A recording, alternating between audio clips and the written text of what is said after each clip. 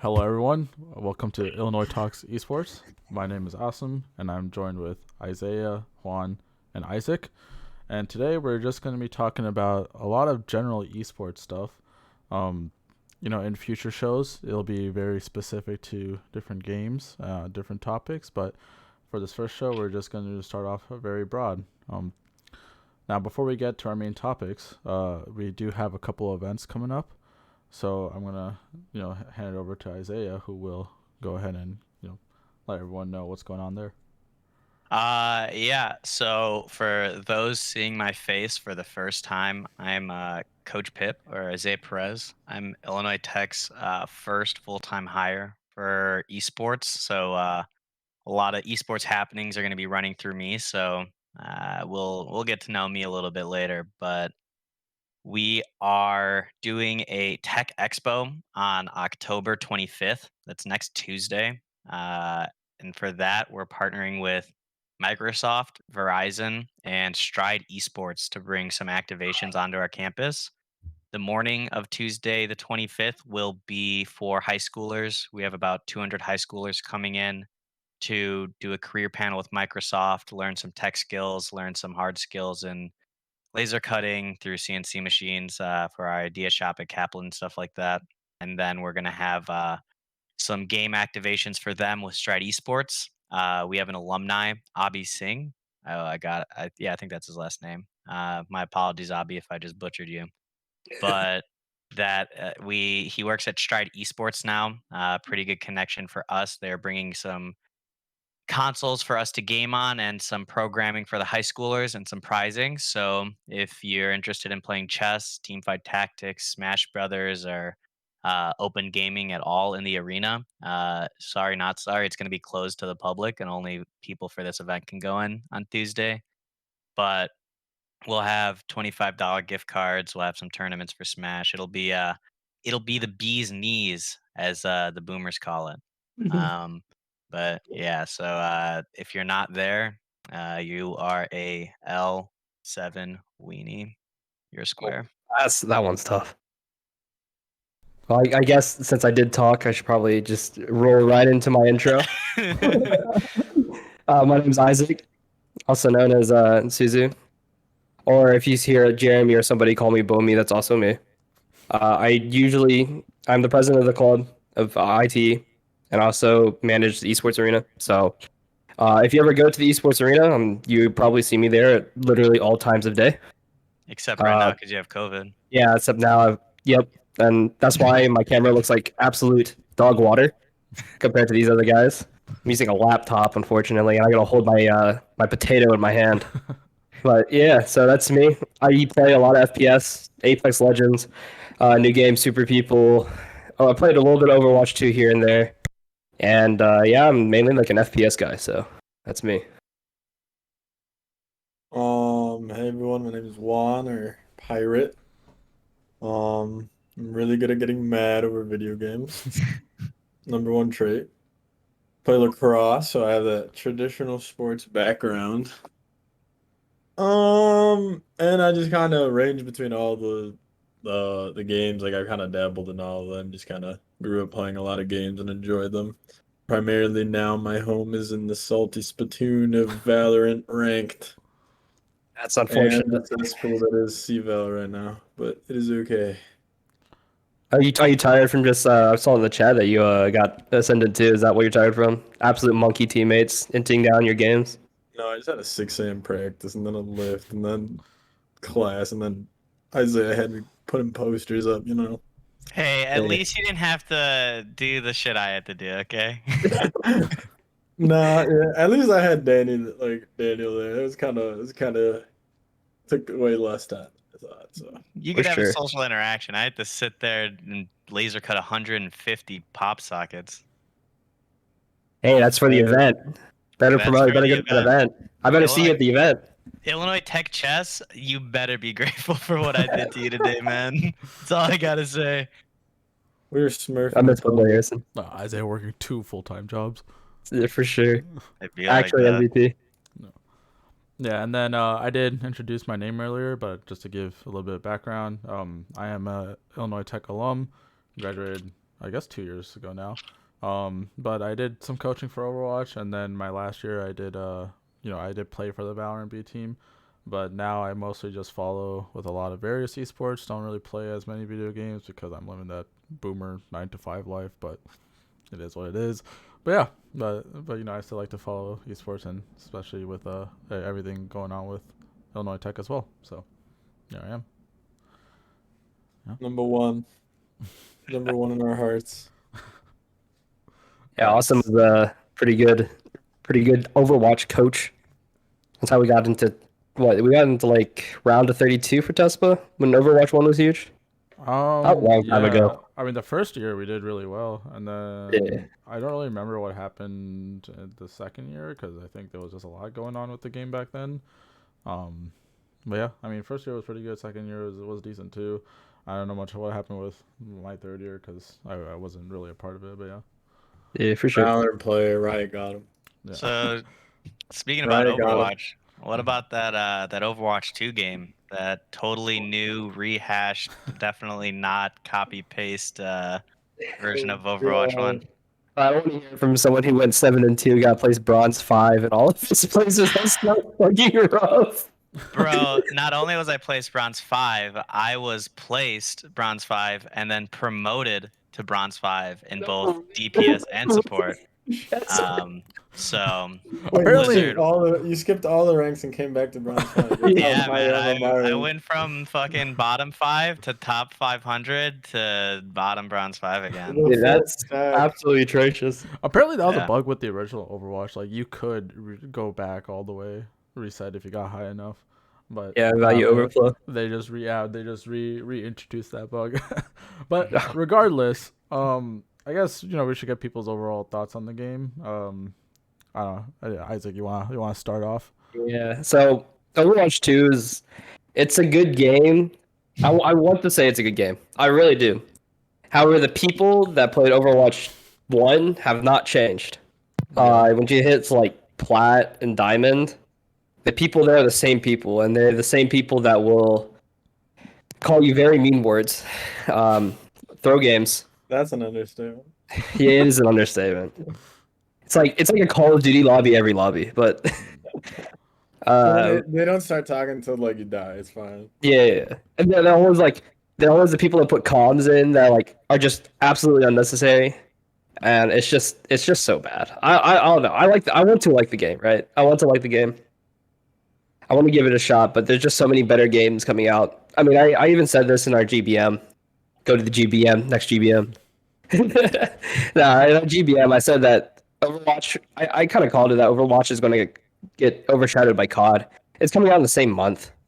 Overwatch came out in the beginning of the month, and now people are looking for the new COD. So the people that play Overwatch or still want to get back into Overwatch are enjoying it now. But I kind of predict that when COD comes out, or even like other games like Valorant when VCT starts up, new act, that a lot of the tension's probably going to be faced from Overwatch. It's just unfortunate, but it's just how it is. Yeah, I think the true test for Overwatch 2 is going to be like 3 or 4 seasons down the line. Because this first season, I mean, the kickoff itself wasn't that great, but I think the actual gameplay changes that they made overall have been really good. Like less CC, 5v5 is a lot faster. The new character design is overall pretty good, except I fucking hate Sojourn, but that's a whole other rant.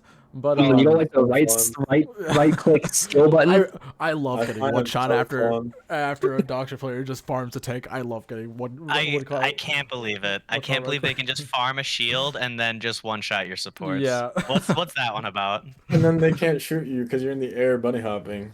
Right, like You you hit a have little fucking, skate, hop over the wall. you literally Yeah. have like Why? advanced warfare gaming on you, right? Like they just jetpack boost above you. They fucking Halo 3 like super bounce on you. Like what are you supposed to do to that? That's true. I mean, it's like Sojourn. Bro. I guess We'll do Sojourn's that. kind of like my problem with her is that she's just Widowmaker but better. Like Widowmaker is she can just close range kill you with her left click and then you're sitting halfway across the map. Well, there's no damage fall off on my railgun, so say goodbye to your life and just die. Yeah, Fun it's just fact. too easy to charge stuff off of her. But yeah, sorry, you were saying Juan. So I played Overwatch 1, but like I never really got into comp, and Mm. I have over 1,800 games of like unrated. Like when I checked, yeah, I'm like I so checked my sorry. account. I You're checked a my QP account. warrior. Yeah, I was just a menace to society. I I'm still so am, but like older. nah, but you're And like a like, lot of the people that play Overwatch still. A lot of the people that yeah, I've talked to about Overwatch just play casual. I'm like, there's no way I would I would never consciously queue up 10 hours of quick play because I think I would lose my mind. It's not Yeah. Overwatch is definitely not a game that should be only played in half yeah. rounds. But No, not also, only that, It's it a was pain. like I only say it because like then I went like now that I play more competitive titles and kind of every FPS kind of translates. It's like, oh, you shoot the person that's healing, you go take space, you work on your aim, like just don't get shot in the face, like you know what I mean? Like all those things translate. I'm like, no way these people are like enjoying not being able to shoot back. It's just like no way these people are enjoying getting spawn camped again. That's Right. true. Like Like I just think there's some times where you'll be playing against people in Overwatch and like the skill difference is just so insane, especially now that it's just like a primordial soup of people in ranked, right? Like everyone's everywhere. The ranks weren't adjusted right and now people are still working through fixing it. But like you will just be in a game where you're either getting spawn camped or you're spawn camping. And like maybe 5% of the games are competitive and you're just like trying to sweat it out, or you're just shitting on everybody and then it's just not fun. it's literally like if the best player on the other team is better than your best player, like it's how it seems. It's like you have your DPS just pumping out yeah, 30,000 damage, and then like I swear your to God, healer's like dead 90% of the time. You're like, okay, I guess I gotta heal myself. I swear to God, Right. every I single guess I gotta enemy, do everything. every single enemy Widowmaker I face is just Ons in disguise. Like Ons has just possessed the body of a plat player and just Right. dicks on everyone. I don't know what to say about it, but I think like I don't know overall. Kind of going back to what you were saying about QP, how a lot of people just play this game casually. I mean, one of the big things about this game is PvE, right? And we haven't gone about it, but I think that's one of the other things to kind of look for in this game is kind of kind of Where's what it do you call at? it? Yeah. The game launched and it's not out yet. Where's it at, Blizzard? But I You're mean, like, hold on, we took 4 years or 3 years to develop Overwatch 2, just the PvP. That we haven't even started the PvE, man. You gotta give well, us a year. Jesus. actually, so the thing is, so for people who aren't familiar with like the whole reason why Overwatch 2 even exists, so basically when they released They Overwatch decided 1, their engine broke and yeah. Overwatch 1. when Like, when they when they released Overwatch 1, they were like, "Oh yeah, it's a live service game," but they weren't like super committed to it, so they weren't putting out content. But the demand for the game grew so big that they kind of realized, okay, they can't ignore it because it's this huge cash cow, right? But they're not making any money off of it. And especially later on when content like updates got slower and slower, people got more frustrated. And so eventually they're like, okay, well, we need to restructure this game in a way that keeps people coming back to it and also it gives us money. And so they announced Overwatch 2. And when they did that, they said that okay, we're gonna stop making any new content for Overwatch 1 while we're working on Overwatch 2, which was really dumb. But I mean, well, that's in the past now. Apparently, in those 3 years since, they were working solely on. Well, actually, yeah. So for most of those 3 years, they were working only on the PVE. They didn't do any of the PvP, and so that's why there's only three new characters in the PvP, and just some of it is a little jank right now. And so when they realized, okay, we can't just keep letting Overwatch 1 die with zero content, they just said, okay, we're gonna work on the PvP stuff only for a little bit, release that as early access, and then go back to the PvE. So I guess the true test for the game is one, how long or how well is it going to, how well is the state of the game going to be, or I guess the lifeline the of the support, game. yeah, like Yeah, and the how next much like TLC is it gonna get? yeah, I mean, like season one is gonna be hard to get measured because right now it's just a hype thing, right? And then the new hype thing is gonna come out, and then it's gonna drop off. We just gotta see how much it's gonna retain.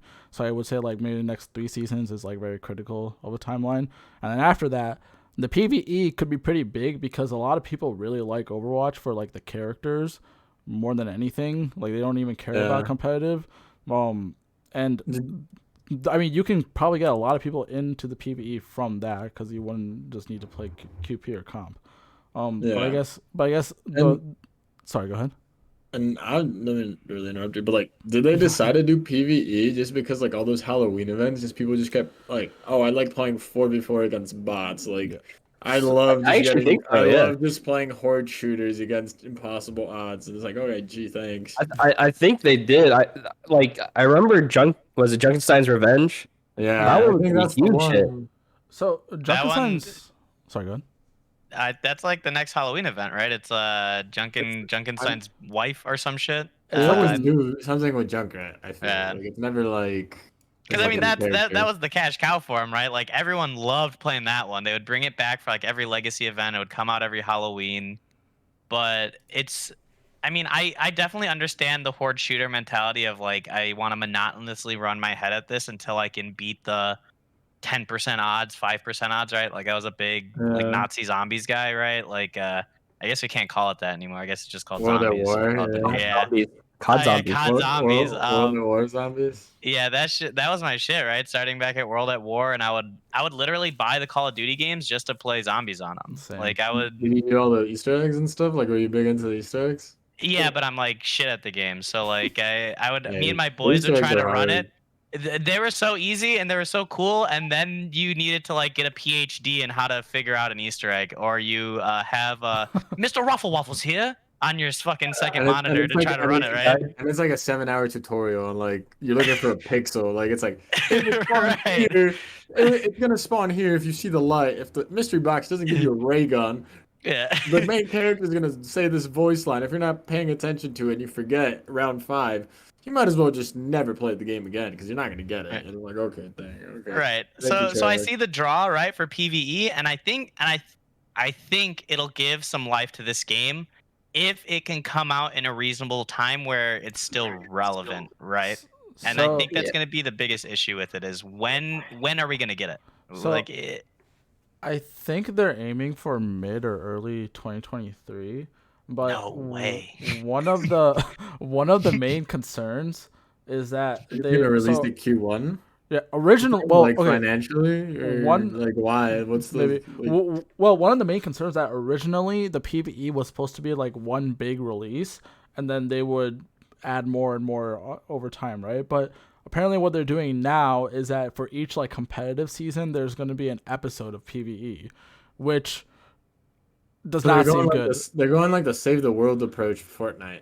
I Yeah, guess. we all know how that one went out. Yeah, right, like What? but which is I very don't- risky. I don't- Right, I could be Yeah. talking out of my ass here, but I feel like I remember something about the PvE project getting scrapped and they had to start it over again. So- Like something happened where like the content that they had, they're like, Hmm. nah, actually this isn't it, and we're gonna push to something else. So I believe that did happen, but I think that was earlier towards development. And Okay. a lot of that I'm pretty sure a lot of that had to do with the fact that there was a lot of personnel change at Blizzard. I mean, Jeff left, Yeah. and then I Yeah. guess Not my different boy. visions. Yeah, so different visions there. But yeah, I think that had a lot to do with it. So I mean, I don't know. We'll see how the PvE turns out. As for the PvP, I think it's a good start. If Yeah. the pros enjoy it, if the pros, I mean, I it's feel a like the pros right now hold the fate of their game in their own hands because like everyone's just Yeah. been ripping on 5-on-5 because they're just so used to 6-on-6 that like the thing I is don't though. I know. think the way that I see it is like most people that have played 5v5. I actually haven't heard anyone complain about 5v5 like that's played it now. I think most people actually prefer it because it's more COD like. It's a lot more individualistic compared to just shooting shields the whole time and having to coordinate like with your team on every single action that you do.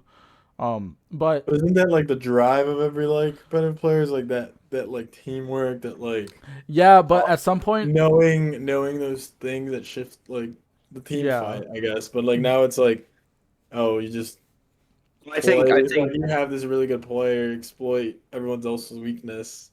Mhm. I think I it's don't know. I'm just saying. it shifted the direction. So Overwatch is still a team-based game, right? You can't 1v9. That's not possible, right? Overwatch 1, if we put on a spectrum, right? If Overwatch 1 was all the way here on the right, where team fight it has to be executed perfectly. Execution is king in every single comp, except goats. Not execution heavy.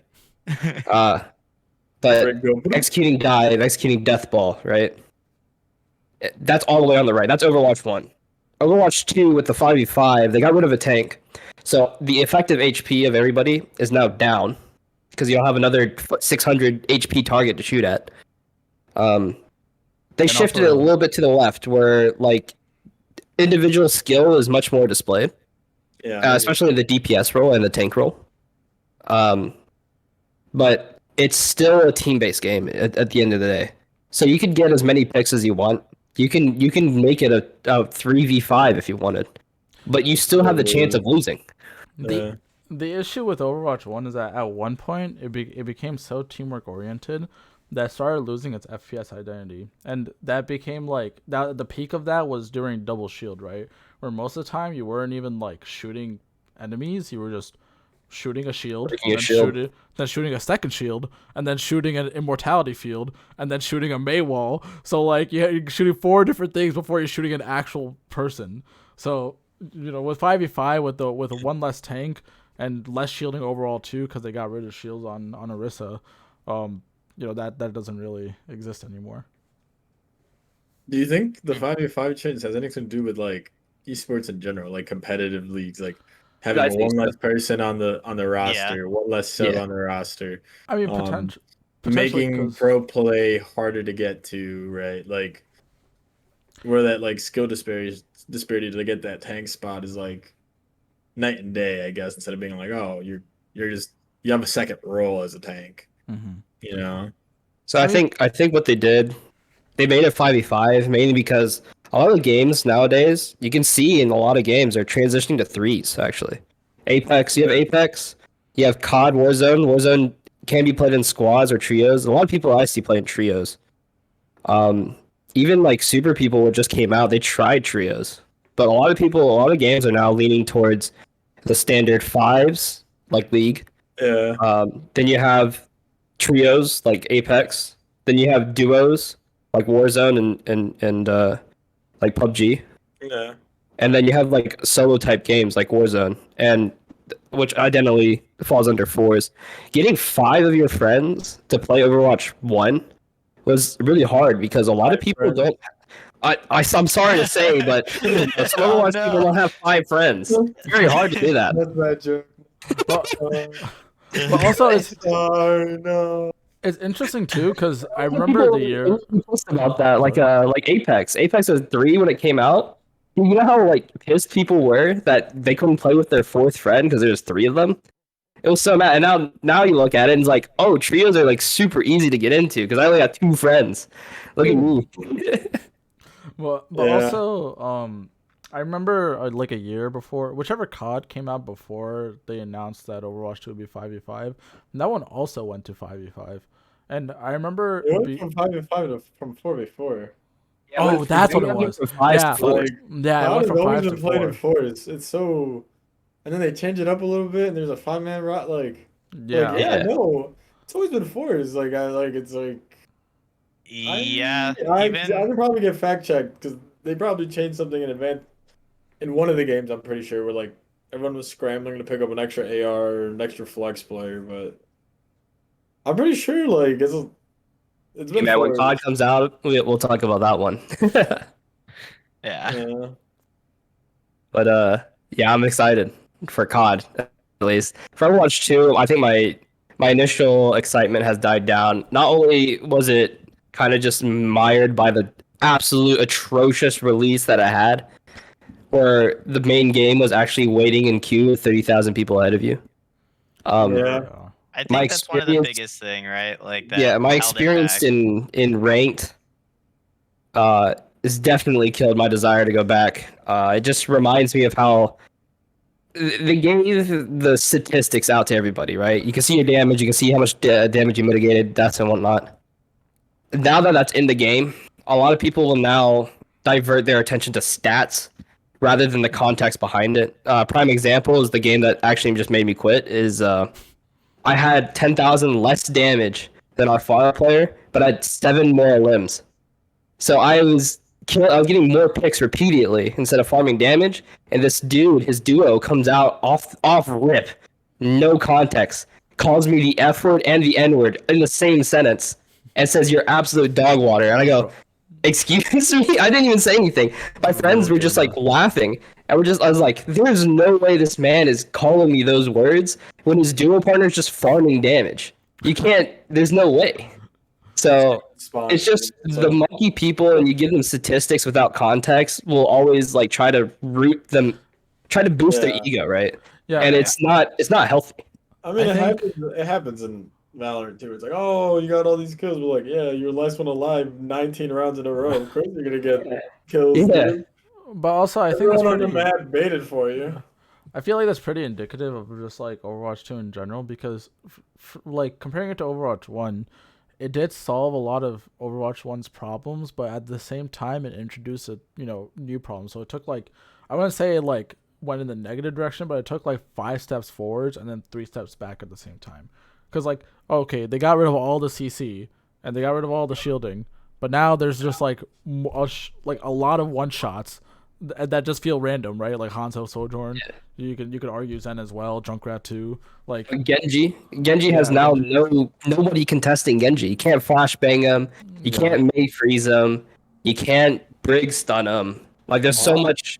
They took out all the CC now that Genji Oh, is yeah. literally in the pro meta, ruining like absolutely running the show. It's crazy. It's Right. like whoever has the better Genji player. You get Yeah. one and a sleep dart, and who are you gonna use it on, right? The fucking diva diving you, the Genji diving you, right? The head Like, coach on the other side is also in there. You know, he's right, Randy like, Ortoning your team. right, literally gonna flying RKO you. Like, No. it was. I don't know. April just texted me talking about the posters. Good job, Juan. Good job. Alright. Your boss's boss is giving you ups, but like I think it's healthier that there's less CC and that a DPS player is able to do that, because then you actually have to try and now coordinate your backline to deal with the person diving onto them, right? You can't be making those hero plays on just like ditching your backline if you know somebody's gonna dive on top of them. You have to not throw your Ana dart out blindly to just shoot the first person you see because there's 4 pieces of CC in the game and one of them's Mei's ult, right? Like you have to be using the CC well now. But Kiriko can just turn it off. That's annoying. But if the Kiriko is diving with the Genji onto your backline, you're probably getting 2v5'd anyways. Like if she's cleansing like a sleep dart there, then you got bigger problems. There's a cleanse in the game. Yeah, Cleanse in the game. Yeah, the Kiriko new cleanses character. people. She cleanses Yep. cleanses anti heals and CC. So they gave her a Zarya clue. What? Yeah, but it's Now, AOE. mention that her headshots do AOE? 125, by the way, Her headshot or Hold one, on, well, I 120, but yeah. haven't- or 120. So you can get headshot by Kiriko and then breathed on by fucking Genji, and you die. So Yeah. Yeah. And her healing is like kind of tracing. Like you just hold the fucking click down, and then it'll find its target 9 times out of 10 if you're aiming it in the right direction. Like And there's zip code. yeah. But like I think if the game didn't launch with like 10,000 bugs and like people found different bugs literally every single day, like you couldn't get in. You were put in a 30,000 person queue. You had to switch your server to Asia to get into the North American queues. You lost all your heroes. Bastion alt was infinite. Torbjorn's broken, right? I feel like the one clip of the girl sitting seagull? in a room. Oh, never The mind. aliens are leaving. They're not contacting us. The planet is dying. So what's the point? And then it's like a COD montage afterwards, right? Like I felt like that Captain was Price comes out of the the background. Overwatch launch, right? Yeah. Yeah. I want to like this game, and I think the changes are super healthy to its competitive scene, and it's a good change overall for it. And it needed these changes to all happen at once, or else people would lose their minds and go crazy, right? Like, Mhm. imagine one day you turn on Overwatch and Orissa's shield is gone, and then Cassidy's flashbang is gone, right? Like, it needed all these things to happen at once for it to be successful. and then it happened, and you couldn't play the game. Yeah. And it's like, come on. Yeah. I wanna go. It's so painful. But I think overall, like, I'm pretty sure we're all just kind of cautious about the game. I would say I'm cautiously optimistic, but it really does depend on what happens, I say, by the halfway point of next year. So yeah, I think we've talked about Overwatch 2 for a while now. So let's go ahead and move on to VCT. So VCT 2023 is going to be Franchising. franchising, but also it's not technically franchising Feisty. because it's partnerships. So it's an It's interesting franchising system. light. Yeah, it's an interesting system. And there's been a lot of Franchising without spending $20 million on a Yeah. spot. You're gonna resell and lose your investment. Yeah. But I mean, it's an interesting system, and I mean, there's been a lot of interesting roster moves as well. I guess let's first start off with the actual system itself and opinions on that. So, Juan, you wanna kick that off? Mm, Pretty much. I like some of the changes in terms of like you're broadcasting the best players, Mm-hmm. but also it's like, dang, you just put like so many pro players out of a job. Yeah, the fact that Like, there's only 10 teams per region. dang, like, Yeah. Yeah, I think we should give imagine. a little bit of context. So, from what I understand, is that there's now like just like League of Legends, there's three major regions. There's Asia, which includes all of Asia and APAC. Then there's Europe, which is EMEA, so that region, and then there's NA, which NA includes South America, like Middle America, Americas, and North yeah. America. So it encompasses all that region. It's really just bizarre. Like, Yeah, LAN is not there. I don't but think there's it's 10. right now. I believe there's 10 teams in each region, right? Yeah, 10 Yeah. teams, and so And so then yeah, then 10 you'll have teams. like the regular like VCT Masters, VCT Major. champs and whatnot. So And then um, Granted, what Isaac brings up is very important, but in a way, it kind of seems like, right, just like we're not gonna let our intellectual property kind of be out of our control, right? And it's kind of shown with like how they kind of manage and get their TOs for different types of Valorant tournaments. Like at least the collegiate level, it kind of seems like we're put on the back burner. And even though, right, it's kind of like we're trying to create this pathway to pro, this pipeline, this like kind of like establishing esports every step of the way at every level to kind of like give it that traditional sports feel. But like really it just feels like we're being left out in the dark and like it seems like a lot of changes or a lot of moves they do is kind of very counterintuitive to like what would actually so build a good healthy collegiate scene that like a lot of universities right now are trying to get into, right? Like Yeah. esports in colleges are like butter and popcorn. Like I don't know. Right. Every college I is trying to would get one. I would agree Every with college that. has a team. I feel like it's kind of strange to me that in the past, a lot of esports have kind of neglected the collegiate system, even though they need a really good tier 2 system to kind of keep the game alive and talent flowing. But they instead opt for a tier 2 system that they don't never put any focus into, and then it just ends up dying. And Yeah. I feel like collegiate is a very easy way to resolve that, but a lot of esports don't do that. That being said, the tier 2 system for VCT is pretty interesting because while Yep. VCT is going on, they have the tier 2 system going on at the same time, and whichever team ends up winning the tier 2 system gets added to the list of partner teams. So this first year we're going to have 10 teams, right? One of the teams is going to win the tier 2 tournament, which is called Ascension, and then that team that wins Ascension is going to be added to 2024. So 2024 will have 11 teams instead of 10. Oh yeah. Yeah. And then I every remember year, this. yeah, and then that team, the team that gets in through Ascension, is going to be in there for 2 years, and then they'll they'll drop back down to Ascension, and then every single year there'll be a new team added to Ascension until there's a cap of 14 teams in the league. It's sort of like how the Premier League and all the Premier soccer leagues work, where Mhm. like the last two spots kind of fight for relegation. Mm-hmm. But obviously soccer is way different where it's like you could be in second division and everyone still loves Leeds United because Yeah. everyone in Leeds has nothing else to do but love Leeds United. Mm-hmm. Right. So I kind of enjoy that process because it's like it gives small orgs a chance to be like, we're doing recruitment right, we're doing management right, we're treating our players good. Like the back end managerial part of like taking care of the players, I love because it's like Mm-hmm. next thing you know is you don't want to see these like 21-year-olds just getting mentally harassed for trying to play a video game 8 hours a day, right? Like because Right. there's really We no don't we don't want laws the we don't around want the that. Danny in esports, right? Where like he like mentally booms and like has zero support system behind him, right? I assume Evil Geniuses is taking care of my boy, right? But like Oh, dude, he's getting rank 1 for Lil Nas X. Can you see watch the video?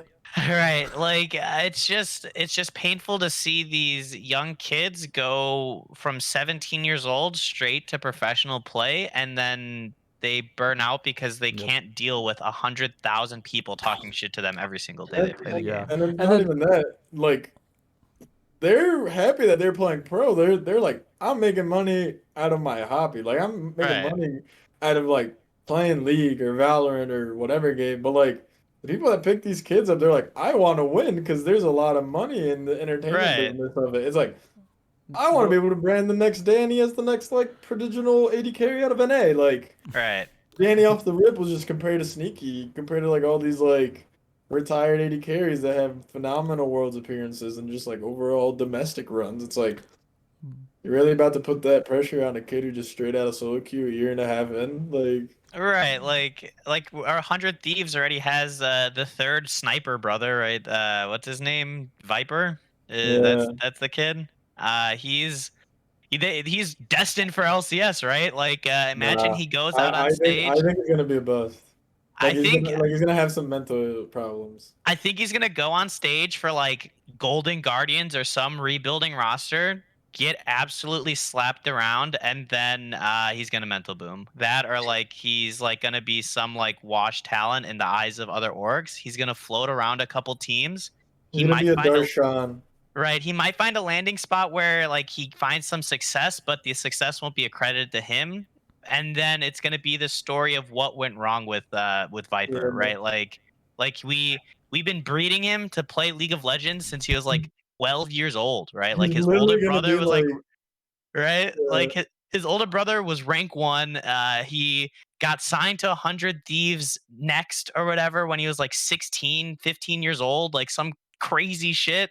He's playing in these tier 3 amateur tournaments. He's slapping up kids in like collegiate cuz they play in like, collegiate plays in the amateur tournaments sometimes and like he's like yeah, destined for LCS, right? But I feel like he's gonna be stuck somewhere because they don't want to truly develop him as a LCS talent. And then my fear is that people playing Valorant now who are transitioning from these high skill, like high mechanic games where Valorant's still high mechanic, but now it's more like game knowledge based and like you have to understand yeah, how the game works, right?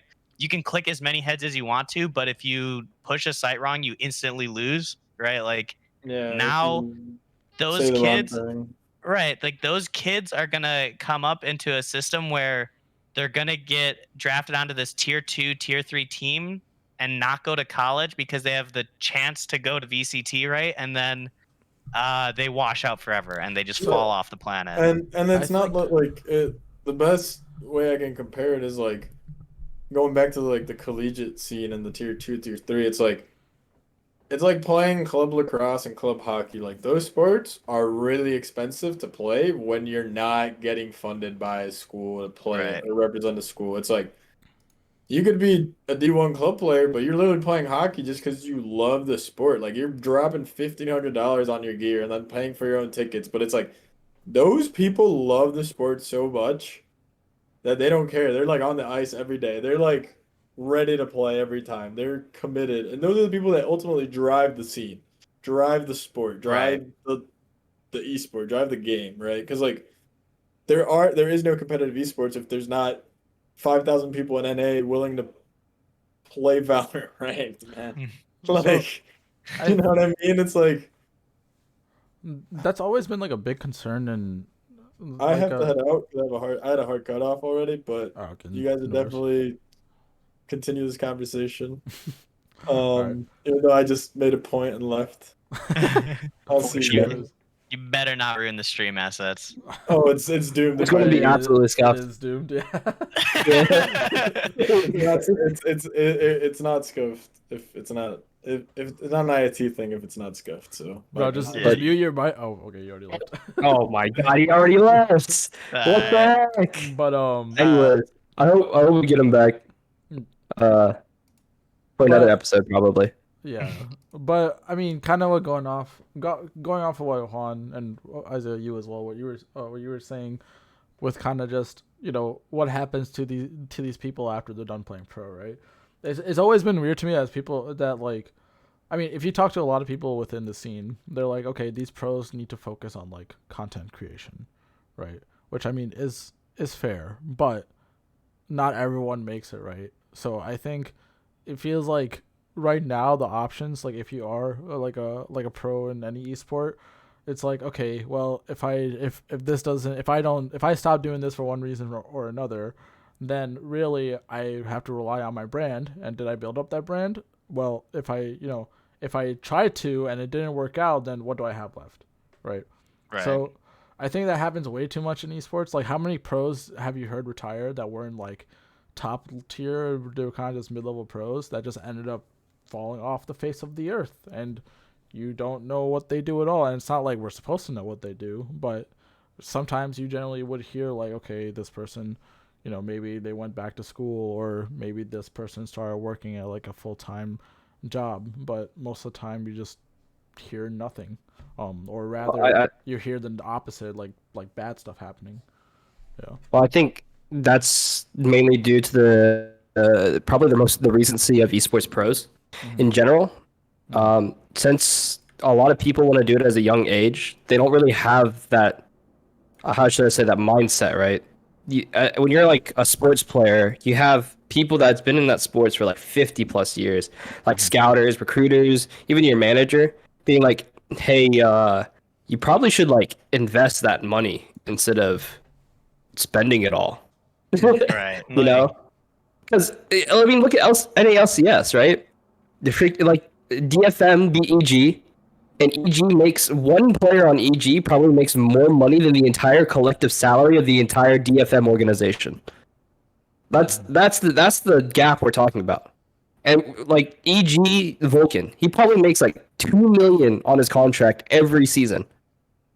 $2 million is a lot of money, especially if you invest it. And when you're in sports, not every every player gets a pretty good contract, about like at least above $500,000, right? But they have managers and they have financial agents telling them how to, make sure they have that set up for the rest of their life, right? Yeah. But since esports is so new and you can get it in so young, well, you're technically considered old when you hit 23 or like 20, 25. No one's telling them that, right? No one's telling them that they should save their multi-million-dollar contract. It's not going to last forever. It never does. You might think it does. You might be Faker playing at the age of 26. Absolute banger of a play. Shoot. Or you could be my mic just keeps disconnecting. Yeah, it's all good. Niles, right? Niles is like came from Maryville, by the way, in League of Legends, is by far the best college we've ever seen in the collegiate in any amateur scene. They are absolutely crazy, right? Right. I believe Golden Guardian it's Niles and their jungler. Who Iconic. Yeah, Iconic. They picked them up. Dude, Niles and Iconic must be absolutely busting their nuts when they heard that, right? They're going to go play for an LCS. That's every player's dream. Play for the LCS. And they get absolutely washed. They're like, "Man, I'm so good. I literally can beat like was it X Smithy was there, and they're like, I can beat all these veterans." And they get hammered, right? Right. And they had to go back to college. No one knew they went back to college. They got smoked so hard they got PTSD. So Yeah, like, so I can shed some light on that one. First off, Niles, if you're listening to this podcast, I hate you. Oh, That's number one. That's just flat out. Niles is terrible. But they got the golden opportunity, right? They were what should be happening with esports, the path to pro, on the most unfortunate zero possible chance at success roster ever, right? Golden Guardians just like they got the announcement from the Golden State Warriors. You don't have any money. You're doing like a rebuilding roster this season, and you need to find cheap talent as quick as possible. Like they had, I was watching their video that they put out about it, like their behind the scenes video, and they had like this like star-studded roster lined up, and then one day the Golden Guardians just pulls the funding under them, right? Issue number one is teams are supported by these basketball investors that don't care about esports and they want money. So Niles and Iconic go out there and they're like, "Yeah, man, we got this. We can fuck these pros up. We're the young guns. We came from Maryville. We slapped around everyone's program, right? We beat Robert Morris when they were Robert Morris. We beat Harrisburg, right? We got this." And then Niles gets the worst KDA in the history of the league, right? Like, and yeah, then he goes, "Shit, they're benching me. I got to play for academy now." And he goes, I don't want to do that. I'll coach. And then he coaches, and he goes, "Shit, I don't want to do that." And Iconic is still playing on Golden Guardians. And then he goes, "I'm gonna go back to Maryville to play." And I think if you look at Maryville's roster right now, he's not playing. I think he's like an assistant coach or something right now. And like they got this star-studded like hole of an opportunity, right? Like this is it. This is the moment for collegiate esports to truly put its name on the map. And we send two of the poster boys of collegiate esports to the LCS, and then they shit the bed. But yeah, I'm not gonna blame two college kids who got the fucking opportunity of their lifetime for that. I'll blame yeah. Niles because I don't like him, but like that's neither here nor there. So I just think But that what I was trying to say is that the VCT, the path to pro, it's very well laid out, right? And it kind of reminds me of the Chinese anime King's Avatar. If you ever watched that, they have a path to in the anime or in the books. If you read the light novel, they have a path to pro similar. It's one tournament, and iconically, I think it is called Ascension. Uh, they a whole bunch of teams. It's like Yeah. sponsored teams yeah, Isaac, and pull your mic back freelance just a little teams. bit. Oh, Pull your mic- whoops. Yeah. Yeah, and freelance teams, they all compete for one spot, right? One spot in the league that they play in the pro league, right? And it kind of mirrors that. And I think it's good because it does nurture competition. It's just very hard because in the book, once a team loses, the book explores the very harsh reality of non guaranteed spots. Yeah. So, well, I don't want to like give the synopsis of the entire series, but basically the organization that was mirrored as T1 or SKT, they got dropped out and lost Ascension. The very next month, they disbanded because they didn't have any sponsors left. And I think that's what's that might be mirrored in the path to pro in VCT, is that teams and orgs are going to have to take a chance on one Ascension spot. And if they don't get it, that sponsor is most likely going to leave or decrease funding. So the interesting thing about Ascension to me is that whole 2-year system. How if you make Ascension, you're only in partnership for 2 years, right? And now at first that may seem like, okay, that's kind of dumb. Why would you just not have relegation? But if you think about it, there's actually a lot of smart things that like that are there beneath the surface. So one, if an Ascension team gets in, right, they're in for 2 years. Let's just say that one of the 5 original partner teams is bad.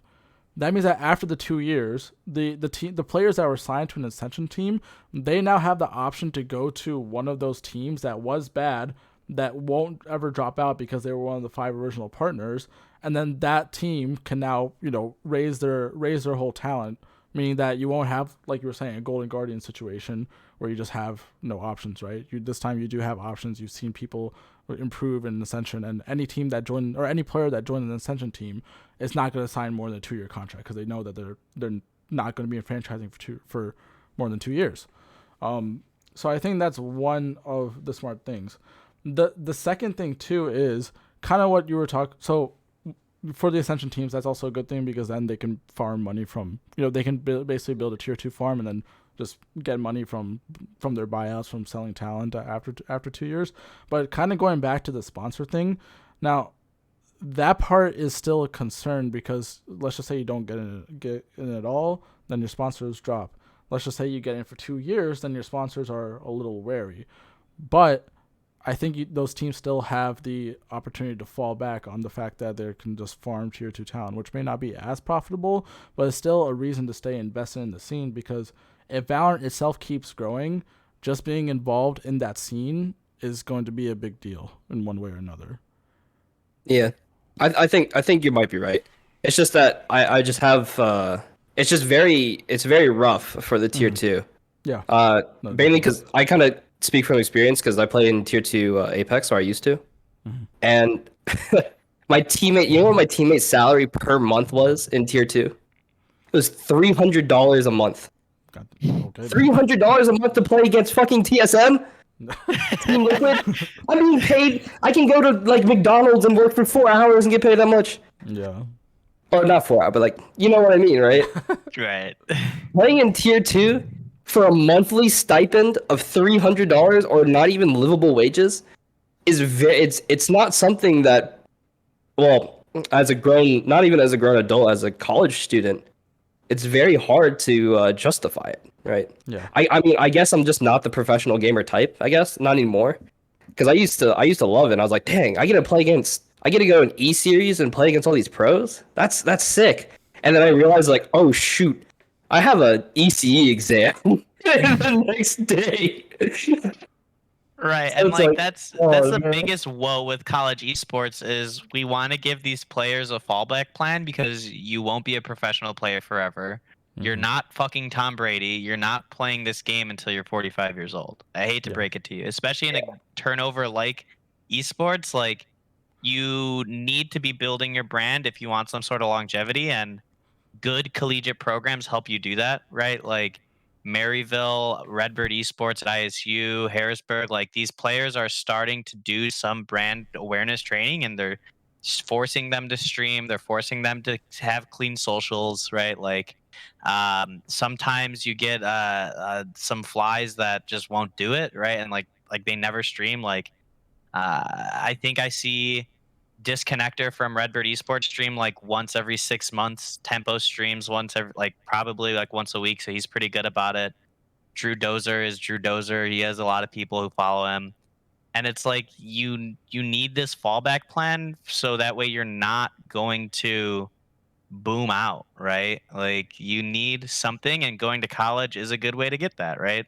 But how are you supposed to be the best player in the world when the best player in the world is practicing 10 hours a day and you have to practice 3 hours a day, take an ECE exam, go do a psychology exam. You have midterms this week, but there's a major going on the weekend, right? Like it's it's an impossible ask of these players who are being put in this position where they need to play in tier 3 tournaments if they want exposure to get into tier 2, right? Like Yeah. we're not doing a healthy progression of fostering talent because now it's just if you're cracked, and then how can we make you just like that 5% better to be on a tier 2 roster? And then it's that tier 2 organization's job to make you good enough to showcase your talents so they can sell you, right? Like So uh, it's Yeah. not even the fact that like someone may not be particularly involved in an esport for however long, but also like you never know how long a game is going to last, right? Like right. or like Overwatch League, started off fairly strong and then plateaued for a bit and then fell off, and now people are like, okay, what's his future? Like they don't know, right? Um, you have situations like that. So you're sometimes it's not even based on it's not even within your own control. It's in the control of the publisher or the developer on how well and like a esports league lasts or how long your career is going to go. But yeah. Yeah. Right. Like It's not like where we have football, right? Where it's like a 60-year-old sport, right? We have cricket that's like a fucking forever old sport, right? Yeah. Like how are we supposed to keep these players up to date when we have something like Fortnite where it has 2 competitive years and then they said, bro, we want to make money from anime. We want Naruto and Goku, bro. We don't give a shit about Bugga winning the Fortnite Championship at 15 years old for like what, a crisp milli? I think it was like Yeah. $2 million. Did you know that the next year Bugha switched to Warzone? Yeah, Oh, yeah, bro. Because Where's bro, Warzone? I was a hardcore TSM fanboy, right, growing up. Like, even now, I still like TSM. I don't agree that Reggie There you go. slaps up the players mentally, but like, I think that when I was watching like all that the TSM org stuff, like the TSM Legends for League of Legends, I was watching their R6 team, their Apex team. I was watching their Fortnite team, which is what I'm getting to. I remember watching Myth, Daquan, and Hamlins playing like 2 tournaments together, and then they never played again. And then Myth became a streamer. Daquan and Hamlins fell out, so their duo dropped. Myth was always trying to find somebody else to play with, and then Fortnite died, and then it was like, wait, I thought there was this buy-in from all these competitive orgs. Like, what happened to this game? Why is there no more competitive for it? And then the developer said that's not what we want our game to be, right? Like, if people Yeah. want to sweat our game, that's cool, but we want to make money off like these brand deals we're getting, right? We want Travis Scott, we want these concerts, we want these skins. I mean, that's like the crux of esports in general, right? Is because in the end, it is a marketing tool, and the only company that does it like really well, I would say, is Riot, honestly. Yeah. Because really, they don't care about how much money they're making from esports. They just care about it keeping the people engaged or involved within that specific game, be Right. it League or Valorant, right? But I think a lot of other companies are looking at it as, okay, like this is an additional source of income rather than some sort of marketing tool. And Fortnite know is what like that. Overwatch is like you- that. Sorry, go ahead. Oh, sorry. You know what I think is the biggest move that the VCT did for this franchising What's that? is including China. They included some Chinese So- teams. Well, they included China in champs, but there's no Chinese team. There's no Chinese orgs. But, like the talent pool is open now. Yeah, yeah. It- So that is a lot of the player base. It's strange to me though, because Riot was like, yeah, we don't plan on adding Chinese teams in the future. I think they probably had to only say that legally, but I think, what do you call it? Because the game isn't out there yet. But it's interesting to me that like Riot would even make that statement when, that is a huge market that I'm sure that they're going to be targeting. But yeah, I'm echoing. My bad. not good. No, but I think we got kind of sidetracked, but that's fine. I I think think the- VCT is good. the rosters, I think, are probably I guess out of everything in the VCT, the rosters is probably the most interesting to watch. I think especially the Sentinels roster, they went from the Clout House Okay. to like actually not memeing, which was And really weird. Okay, and they at EU rosters are wild. Okay, They're wild. Okay, except for there are some Latin teams are like whatever, right? But like the Brazilian teams and the North American teams, they're sick. All the EU teams, they're pretty sick. The Asian teams, what is going on? Like teams are, RRQ, dude, Crazy. yeah, well, okay, one of them, like, Team 1 looks pretty cool, right? Genji also Yeah. looks pretty cool. What the fuck is RRQ doing? Like, RRQ is literally griefing all of their fans. And then, I mean, Zeta looks sick. They're probably going to stay the same. I don't know Rex is about- the same. Yeah, Paper Rex, they still look sick. No clue what's going on with Detonation. I don't even know what's going on with the other orgs as well. But, like, Yeah.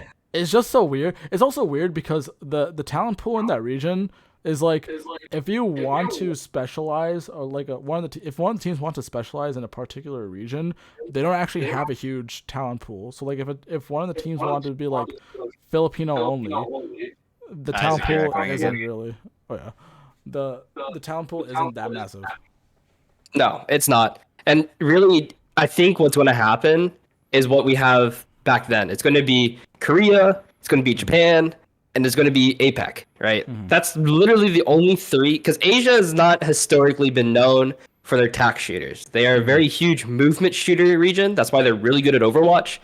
It's a very team-based movement shooter-esque. In CS:GO, the CS:GO equivalent they had before this was Crossfire, and Crossfire. Well, Your voice is cutting out a Oh, little. Isaac is gone. man. Oh, I know. Hello? We can hear you. Yeah, no, Crossfire is a little like how should I say? It's like goofy, right? It's not a real tack shooter. It's not gritty tap shooter, like like CS:GO, right? And now that Valorant's out, we even see Japan doing better. Japan's been really actually just doing better in general as like an esports, right? Yeah. They're getting better at League. They're getting better at VCT. They're getting better at like Apex. everything that's not Smash. So, Dude, Japan, like in Valorant in particular, they glowed. They were like the worst region last year, and now they're like an actually competitive region. That being said, it's only one team that's actually competitive, but still, still. yeah. Right, like population number wise, like 5 players coming out of there. That's crazy. Yeah, and Yeah. then you see like Korean imports into Japan or Japanese, imports into Korea, which is Right. kind of cool too. Yeah. You know what I'm excited for? Is it Cyan Play? Cyan Play is on T1 now, isn't he not? Yeah, that's the rumor. That's gonna It's be that's gonna be but crazy. T1 has signed, or T1 is rumored to sign 4 oppers. So I don't know what to say about that. And if T1 does anything well as an org is talent development, and Yeah. like their Except- league development is insane. Except when they were in NA for all of their Valorant, what do you call it? That was They so were- bad. They were a joke. They was Yeah, terrible. they were a joke. The help sewers situation did not help with that. Come on, Joe Marsh was trying to win the MSI, man. Come on. Joe Marsh was trying his best. Yo, Rick. No, but I think what one roster I kind of was very iffy about is Sentinel's roster. I mean, Sentinel's roster looks pretty good. Stacey, Tens, Petacata is sick, and then Sick is a 6-man. yeah, But six it's man. Who's the other? it's Def, Sassy, Pancata, Tens, and then Zekin as the main 5. Yeah. Yes. So like, I understand Stacey because he's the IGL for Loud, wasn't he? When he was going.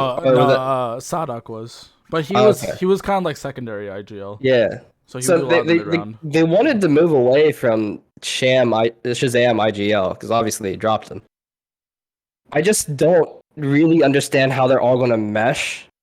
I mean, if you look at the games at Worlds, right, or at Masters, Tens wasn't at Masters, but they're obviously going all in on this Tens franchise player faker situation, right, where they're going to give Ten's going to play there for like 10 years and then give them a partial of their company type thing. They're all in on this Tens guy. And they're building a roster around him. But like, where have we seen that one before? Let's just go back like 3 months. Okay. They built a roster around that man. The thing is, though, the main reason why I'm interested in this roster isn't really because of the players, but because for once, the players are all pretty good, right? Yeah. But I think in the past, the issue with Tens was that he never had any structure around him. Because for Sentinel signed Raucus as a coach. And that is a meme. Like, honestly, I don't know. Like, people were defending it. They were like, oh, like, he'd be cool. No. What do you call it? I knew Raucus' stint in Overwatch, right? I did not like him in Overwatch. No. I did not. He was alright in the beginning of Valorant as a player, but as a coach, you could tell he was not doing anything, right? He got signed because he was friends with the players. But now they actually have Psycho, who was Xset's coach, and Xset has historically been pretty good team. So the fact that Tens actually has a coach this time, and that there's actual structure in this team compared to just whatever the fuck was happening in their old roster, is a good sign. But yeah. Yeah. I mean, I think NA is just really, really bad at drafting around a single player, right? And it's not even in Valorant. It's like an LCS. LCS, we have constant rosters being made around 1 to 2 players. EG is a sign of it. You have I believe C9 was kind of around Blabber. They wanted strong laners, but we see this in like VCT. People, I don't know what's up with Riot affiliated sponsors, but every time they build around one dude, it's bound to go wrong. It is absolutely atrocious. And I think what it really is that there's too much pressure on that one person. So Like, every time like Tens goes on stream, the viewer numbers rise, and they're all just like, "Oh my god, Tens! Oh my god! Oh my god!" Even though if he's doing bad, right? So it's like a false positive. yeah. So he could Right. actually be doing dog water. I think the business side to that is it circles back to like how these players need to create brands, and you have these sponsors like HyperX, Logitech going, we want to sponsor Sentinels, and we want Tens to be our fanboy, right? Like we want Tens to be the poster boy of all the promotional stuff we're doing. You can, if you watched the satire show about League of Legends players on Oh, yeah, I watched Amazon Video, right? That shit's funny. Number one, if you haven't watched it, go watch it. You're missing out. That's the Coach Pip point of the day. Watch players. But two, in the show, Organism is like the poster boy for this organization, and then all the sponsors only want Organism in these things, and that's true for most esports sponsorships today. You'll see a team have these sponsorships, and the team will be in these photos, and then they'll release like content, like mini content, like for Chipotle, Grubhub, stuff like that. And it'll be 3 players from the team, 2 players from the team. And I guarantee you it's not because the other 3 players are like, no, I want to go grind solo queue. It's because the sponsor is going, we want Bjergsen on the screen. We need Bjergsen. We need Double Lift. We need Spica, right? Like we want these players on the screen. Everyone else get out, right? Like I don't want to look at you like your brand sucks. Like there's no money in that player. Yeah. So when you have these like rosters being rebuilt around the player, you have to ask yourself, A, how impactful are they in the game? And B, how impactful are they to your wallet, right? Like if I'm going to rebuild a 5-man roster and I can only want to keep 1 or 2 players, I'm going to keep the people who are bringing me in the most money and can get me a chance to win, right? Because there's this idea where you can make a bad player good, right? Put a good support system around them, build a team that favors them, right? Blah, blah, blah, coaching, logistics. And then there's, holy shit, this person has like a million subscribers on Twitch.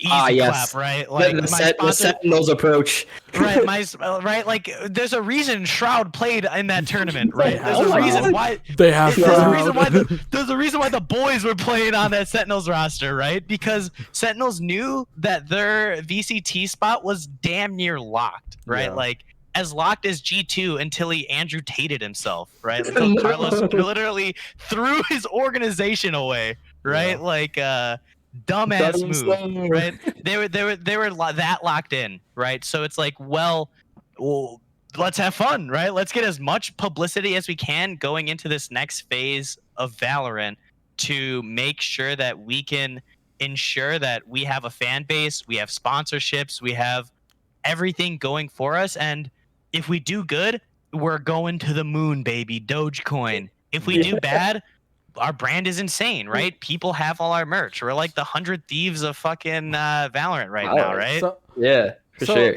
That's like, yeah, I mean, you bring up a lot of good points, and kind of going back to like what Isaac was saying as well, with like basically all these teams just kind of bringing in one player and hoping that everything will build around them, and then hoping that everything will go well, right? Because one of the things that happened for this VCT off season was that Ye went to C9, and C9 overall has largely stayed the same, other than Zelsis joining in place of one of the 2 players that they dropped other than Ye.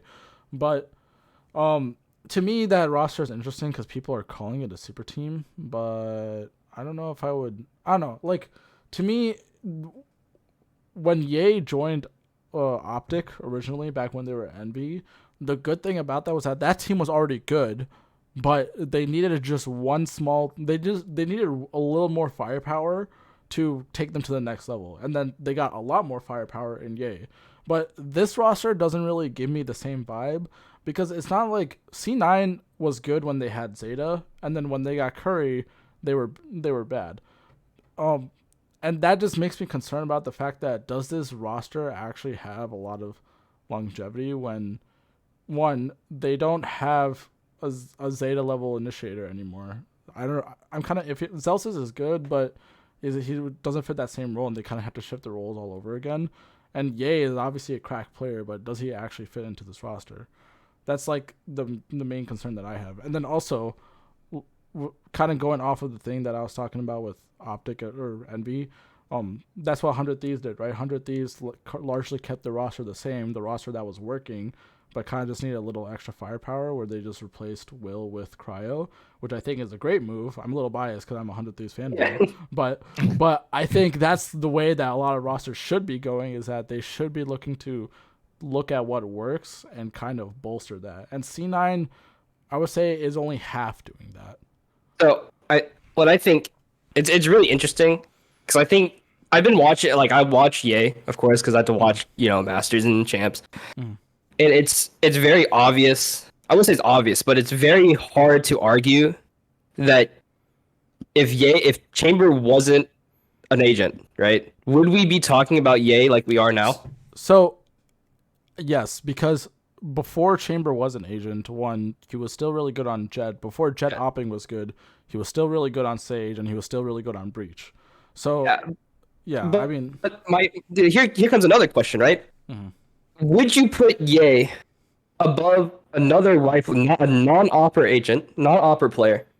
Would you still take his rifling if he can never pick up an op, right? If he can never pick up an op, would you take him over someone like Buzz or like Mako, who is insane at rifling, right? So, one, what do you call it? So, Ye's aim style, if you if you pay really close attention, is very different because he is incredibly disciplined, kind of like Mako. But I still think his rifling is insanely good. Like Ye's opping is good, and his rifling is insanely good. And now, if you're comparing it between all those three players, I would still take Ye over all of them. But I think the thing that made Ye work the way he did was mostly, I mean, mechanically he's insane, and even his game sense is pretty good as well. But the thing that kind of pushed him to the next level was that structure behind him. And I'm not entirely convinced that same structure is going to exist on C9. I mean, MCE is a great coach, but I just don't know about Zeppa mostly. Yeah, and what I think really worked for Optic when they were a thing is that they have the support system built in for Ye to let him have the op as many rounds as possible in as many cases. They put him in the best case for the op, put everything into him on the op, right? That's what they wanted to achieve. That was their end goal in most games, was let Ye absolutely demolish the entire scene with an op. And that's what it was, right? Yeah. On C9, they don't have that support anymore. It's not to the same level, right? Yeah, I mean, I think so. It's just so I think Vanity is a good IGL, but the issue is when Zeta left, I couldn't tell how much of a good. So I thought Vanity was a good IGL, but when Zeta left, I started thinking, how good of an IGL is he really? Because Curry joined the roster and Curry wasn't really playing that well. But the second that Zeta left, right, and he didn't have, what do you call it, a cracked initiator that kind of fed him info, like he kind of just fell off. Like that team fell off a cliff, right? Yeah. And so I just have that same concern. That's what. Yeah, that me and you on both sides. I just think that their approach to like, every player has their strengths and weaknesses, right? Mm-hmm. And I would not put Ye's playstyle as a rifler versus Ye's playstyle as an opper. I would not take the rifler probably 8 out of 10 times, right? You want to put Ye, you want to have the op in his hands. I mean, if you look at his stats with the op, it is insane. You want to have it in his hands. But if you don't have that support cast, like, let's say Hiko, I'm just going to hit a nerve for you. Let's say Hiko, he's known for his clutches, right? He's known for his clutches.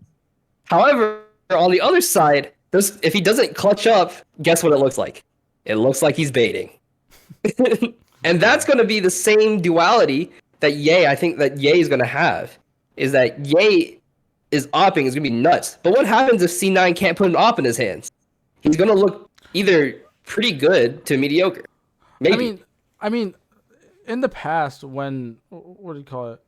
when Optic had to rely more on Ye's rifling, he was still good. But the issue is now. Back then, what was happening was they were really relying on Victor to make a lot of space for Ye, especially when he was opping, but especially more so when he was rifling, because his rifling is still like Yeah, like one of the best in the game, right? Without a doubt. of course.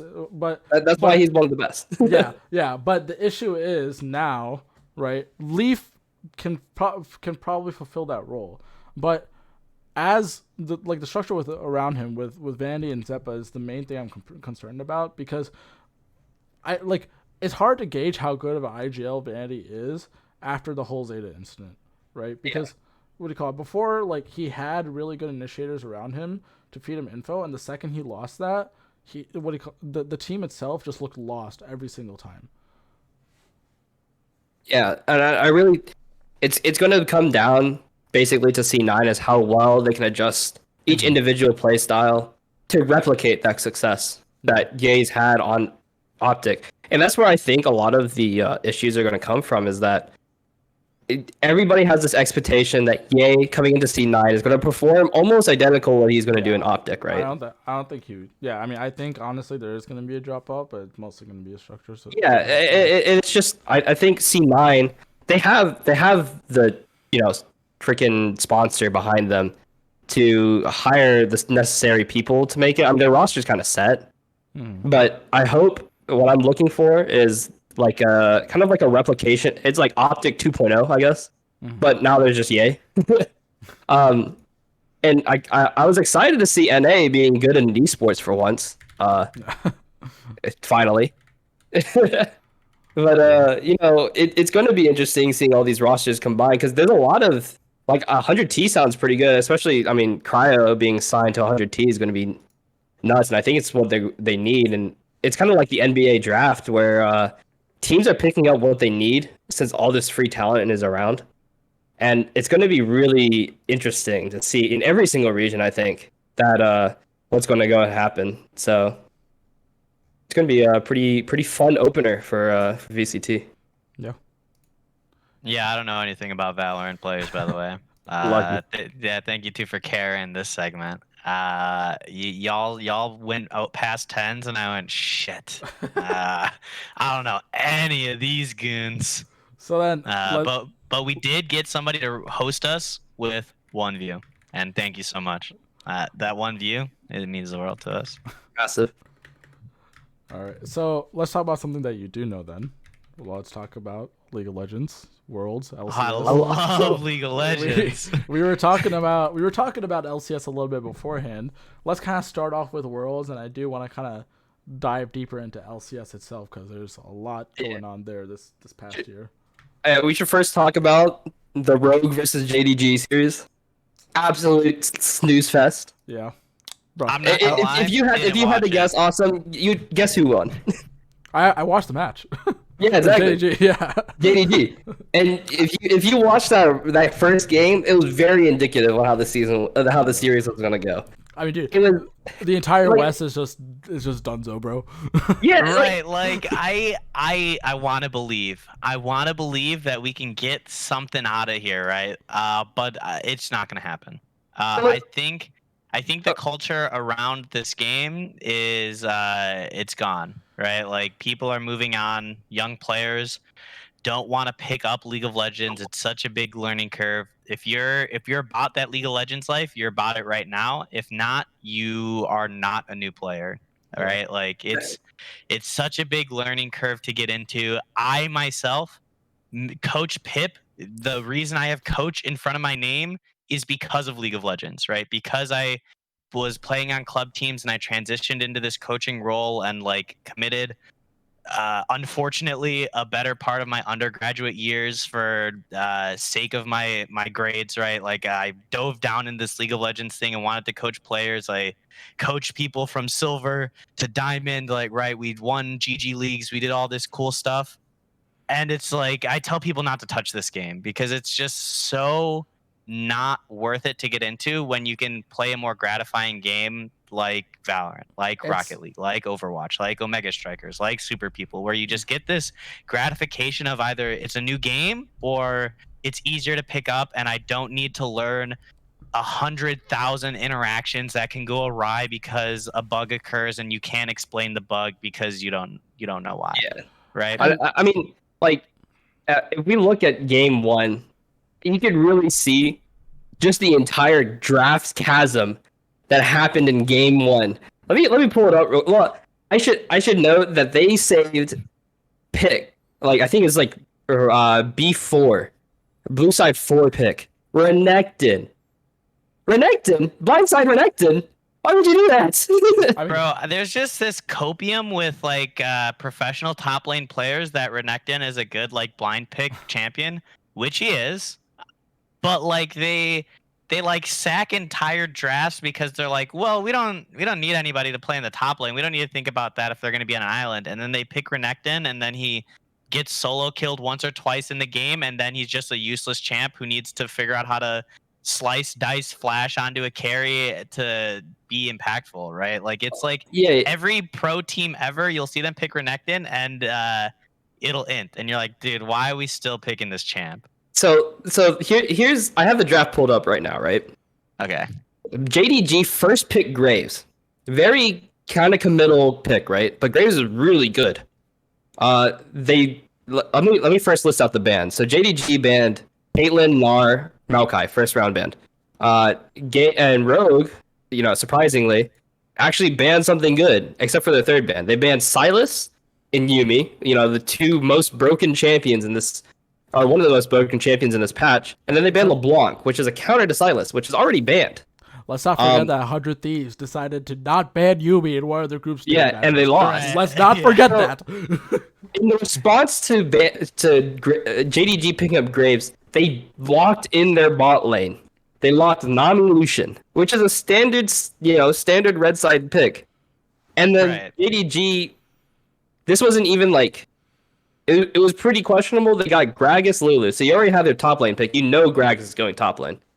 Right. And you You have have the Lulu. Graves and the Gragas. You know where all three of those are gone. Yeah, and Lulu. Lulu, you can only play with Aphelios right now, or Sivir. And Sivir's not even like a premier pick for Lulu. They didn't even ban Aphelios. So they could have forced a good bot lane matchup, and they banned Aatrox Victor. So they banned top side counter pick, and they banned a mid lane so they don't have to blind it. But we already know, what's his name? Fucking Larson is going to play Azir. It's like the only thing he's played in the entirety of Worlds. He's going to play Azir or Sylas, and Sylas is banned, right? Right. So we don't even. So Rogue forced themselves to blind pick top, and counter pick mid, or blind pick mid, counter pick top. They didn't pinch the 80 carry pool, which they already had a committal support for, and they chose Renekton, which basically counter picked himself into Gragas. So there's this thing where it's like NA teams like, oh man, like. Why are we so far behind? Well, it's because we're drafts are dog water. Our drafts are so bad. I think Right. And it's like the meme where the draft is important, but if you play like shit, it doesn't matter. And it's like, yeah, that's true. I think there was a Vulcan interview where he was like, after EG just get knocked out of groups, he goes, I don't think the issue was our drafting during our group stage. I think the biggest issue was that the other teams are just better than us. And I'm like, yeah, that's true, but also your coach isn't getting rehired, so why are you saving face for him? Right? Peter Dunn didn't get re-signed to EG, so like I think their drafts weren't what lost NA and EU out of Worlds, but I think that if you're drafting like a human, you're not letting clear Aphelios picks straight through draft, right? You get a better chance to then showcase what your team can actually do, and you're just not putting yourself in a bad scenario. Right? Are our players probably just worse flat out? Yeah, 100%. Right? Like the culture around practice is different. The culture around fostering talent is different, for better or for worse, right? But we're consistently playing worse, right? I mean, it's like people like will be like, well, EU went to the finals of MSI, and it's like, well, yeah, because the format for MSI like almost always pushes a Western team through, right? Like Yeah, we it's like always have like so many Western teams going to MSI finals that just lay a goddamn egg when they go to Worlds, right? But Like yeah.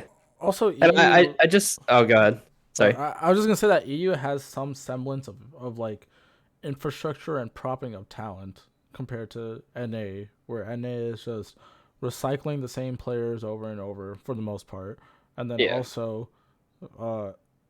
just imports, right? I mean, what? right. I think there was like 3 North or American players at Worlds this so. year. Yeah, yeah. Like Yeah. and the rest of them were visaed imports, right? Yeah. Like first off, pop off Impact for sure. You won Worlds in season 3. What the fuck have you done since? Like 6 years ago, but you know, Right, and then everyone pops off when Impact picks his skin, right? Like his what is Yeah, like his T1 world Jack skin. skin or whatever. Like Yeah. it's like, oh yeah, super cool, and then he gets blasted, and you go, yikes! That's why they didn't. That's why they kicked you off the team. Sorry, buddy. yeah. I think so. My theory, I have this running theory like throughout my entire life, is that NA will never, ever, ever be good at a team-based game. Our culture, like Austin picked up practice culture and whatnot. Our culture is very self-centered, and you can see Right. that in Valorant, right? You go play your Radiant game where you're sending game. Someone gets like an ace, you go like, oh my god, let's go, and you're just like on a high hill, and then that player is absolutely on fire that entire match, and then you look at his match history, and that man's like extremely negative in his other games. It's so emotionally dependent on how our players play, and League of Legends is such a team-based game. It back then, in seasons like single-digit seasons, maybe early season 10, right? It was very self-centered. One lane, 80 carry, could absolutely carry the entire game. That's how we had double lift. We had wild turtle. We had like we had Bjergsen carry through the mid lane, right? When he was young. We had Jensen. All these players that we know now have not been very good at team play now. Like Bjergsen, apparently rumors came out that Core JJ really didn't like how Bjergsen was like, leading the team his direction. You had double lift leave because he was still a very good premier AD carry. It's just that he was getting old and tired of the game. Jensen came back and he didn't have the same impact as what a lot of people expected, right? And that's what happened at Worlds is that a lot of these NA teams aren't inherently bad. We actually got leads, believe it or not, in the very beginning of the game. However, our macro play as a team is just so far below that of China and LCK, it's the gap is almost impossible to make up with raw talent alone. You cannot, like back then, pick Kassadin and grab a DFG and then one shot the entire team, right? Right. You now have to play Azir, rely on your front line, or rely on your teammates to peel for you and to let you get free hits off. And China and LPL and LCK are just so good. Look at Gen G, right? Doran is picking perma top lane, like perma tanks sometimes. Sometimes you play carry, but when he plays carry, he's like everything is poured into him, right? If he's playing strong side, he's playing strong side. Like his team will make sure Peanut has like a huge jungle proximity top side if he's playing like Fiora. But then if that's not happening, if he's playing Gnar, guess who's getting all the attention? Deft. And you can see that he has like one of the highest KDAs of the tournament. So like a lot of NA teams are very inflexible on how they play it. And that's why a lot of the top laners in the Western scene are called weak side kings. Impact, weak side king. Onuamne, weak side king. You had 100T Sunday. Right. Tried to play carries, couldn't do it, weak side. Fudge tried to play carries, couldn't do it, weak side. So we're just permanent weak side on basically every lane because we don't know how to play through other lanes other than like one lane. We don't have another carry lane to go through. The thing is, at this point, NA is just so far gone that I don't ever see like hope for it, coming back, right? Or not coming Yeah. back because it was never really even that good in the first place. But my point, my point is, the over reliance on imports, the fact that we recycled talent for way too long, and the fact that a lot of the big personalities just are gone now. Like, really, what is there to bring NA back? Nothing, because the tier 2 system is fucked too. So Right. Academy sucks. The tier 3 system is amateur and collegiate, vying for a spot in like relevancy, right?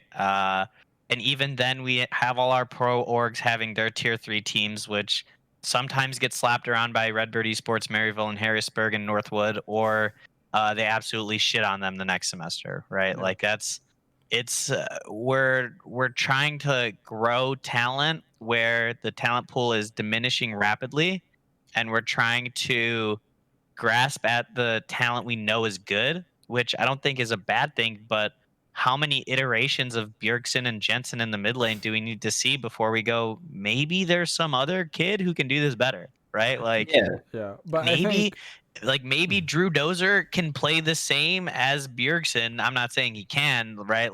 But maybe if we put him on a professional team and like grow him with professional resources, maybe these players can actually do the same thing and they won't be worth $10 million. Yeah. Like But going back to the first point that you brought up when we started talking about this, where really there's no new players picking up this game, right? Because this game is incredibly hard to learn. Like I follow League Esports. I've tried to play it like a million times. I can't. I just can't. What do you call it? Every single time I open up the buy menu, I'm like, what am I reading, right? right. But the thing is that in other countries or in other regions, League and esports itself is a lot more ingrained into the culture, where they kind of grow up with it, they kind of see it, they pick it up. You see new talent coming in other regions, maybe not as much as before, but you still do. But in NA, one, PC games were not really a huge part of the culture until I would say like fairly recently. It started picking up a lot. And so, Right. League of Legends is a pretty big game, obviously, and it was a big game in NA, but it just didn't have that hold as it did in Asia and EU, that same hold. And so as a result, we're seeing the repercussions now, right? There just isn't anyone interested in picking up the game now. Yeah, I really think that NA, we just have, if it's one, I'm a really big T1 fanboy. I really like T1, and it's not because I like Faker. I just like the team in general and like their ecosystem. I think the ecosystem here is very like fast fashion type of thing. Like you have like these giant facilities, but there's a reason why the facilities don't have names on them. They don't have like player names like in the room. Like this is Faker's room. This is Carrier's room. It's like, oh, it's a PC cafe that has our logo slapped on it, and only pro players can use it, right? If we look at the T1 facility, the T1 facility is dorms, so everybody stays where all the players live. Not only that, but the building is split up between T1 Academy, like is here. This is where they do their coaching. This is where they eat. This is like they have all the resources you expect the T1 main roster to have, but now the challenger rosters have it, right? But now we look at Academy, right? Academy, you can get replaced within the year, but you have to go buy an apartment. They don't provide it. You have to go buy food, get living arrangements. You don't live with the other players, so you can't bond.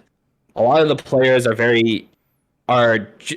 you don't know it. Like the person that got picked up doesn't know it, but everybody in that roster is as good as everybody else, or they wouldn't get picked up. And it's really bad. There's not enough resources for tier 2 pros to live like Korean tier 2 pros. It's Right. very rough. And like you see like hyper orgs like TSM, Cloud9, stuff like that.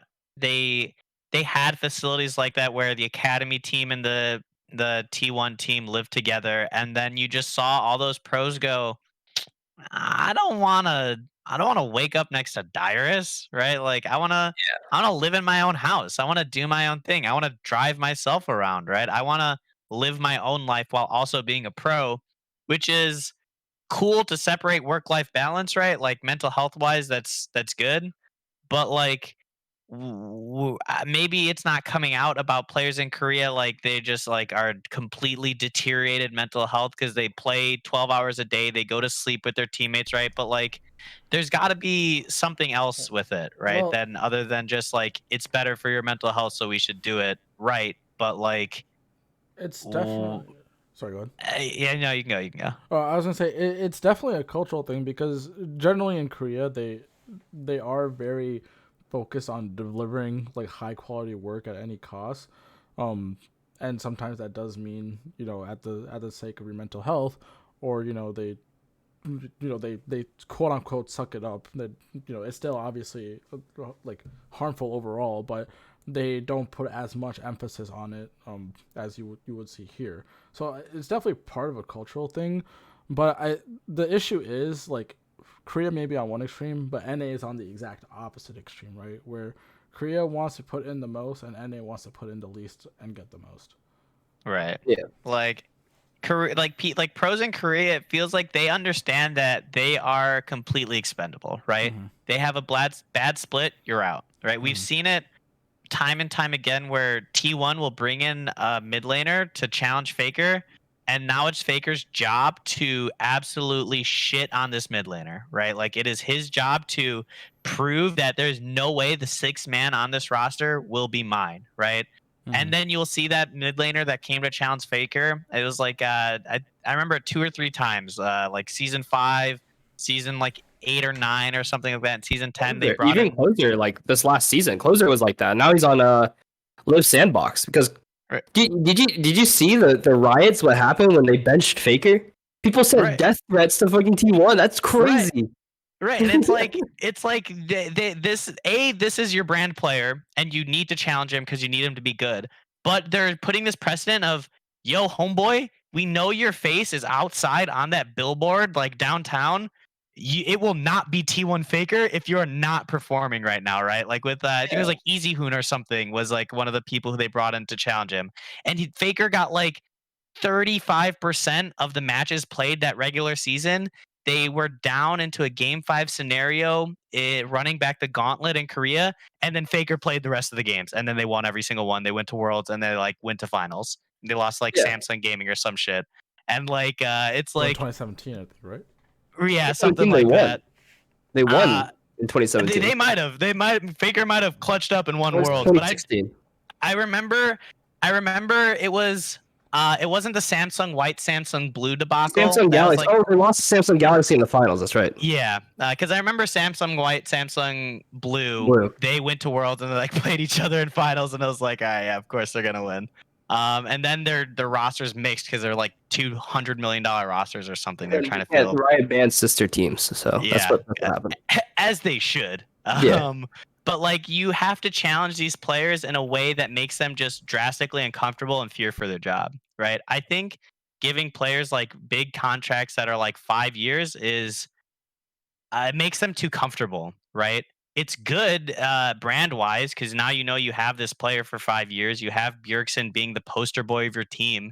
You can give him stock options instead of paying him real money, TSM style, right? And then what happens when he wants to leave, right? Like he's stuck with you, so it makes it pretty good that he stays with you. But what's making him grow more as a player now? What's the incentive Yeah. other than some internal motivation of I want to be the best, I want to go to Worlds, I want to have a good NA performance? What happens if that goes away? And I'm not saying that went away for Bjergsen, but like why have that option be available for somebody? Why even give them a 5-year vacation, right? Like Mm-hmm. Yeah. it's it's much better to give them shorter contracts where you know they can have that mentality of I need to fight for my spot, because if you're not fighting for your spot, what are you doing to get better that the person across the screen from you isn't getting better, right? Like the football analogy, like you know you're replaceable by the person on the other side of the line than you. So why would I even fathom about skipping practice, right? Like we're not Tom Brady. We can't go to Vegas every Tuesday. We can't not go to training camp, right? It's back to the he can do whatever he wants because he's God tier, right? Like he's the double S plus tier gotcha character, right? Like I just think that having that competitive drive and forcing competitive interactions like that, where you bring in a six man that is you're our star player, but you have to prove it every day, right? Like that's a way to foster true growth out of somebody and know what's going to make or break that mentality for them, right? Yeah. America or NA going 3-15 at Worlds is inexcusable, right?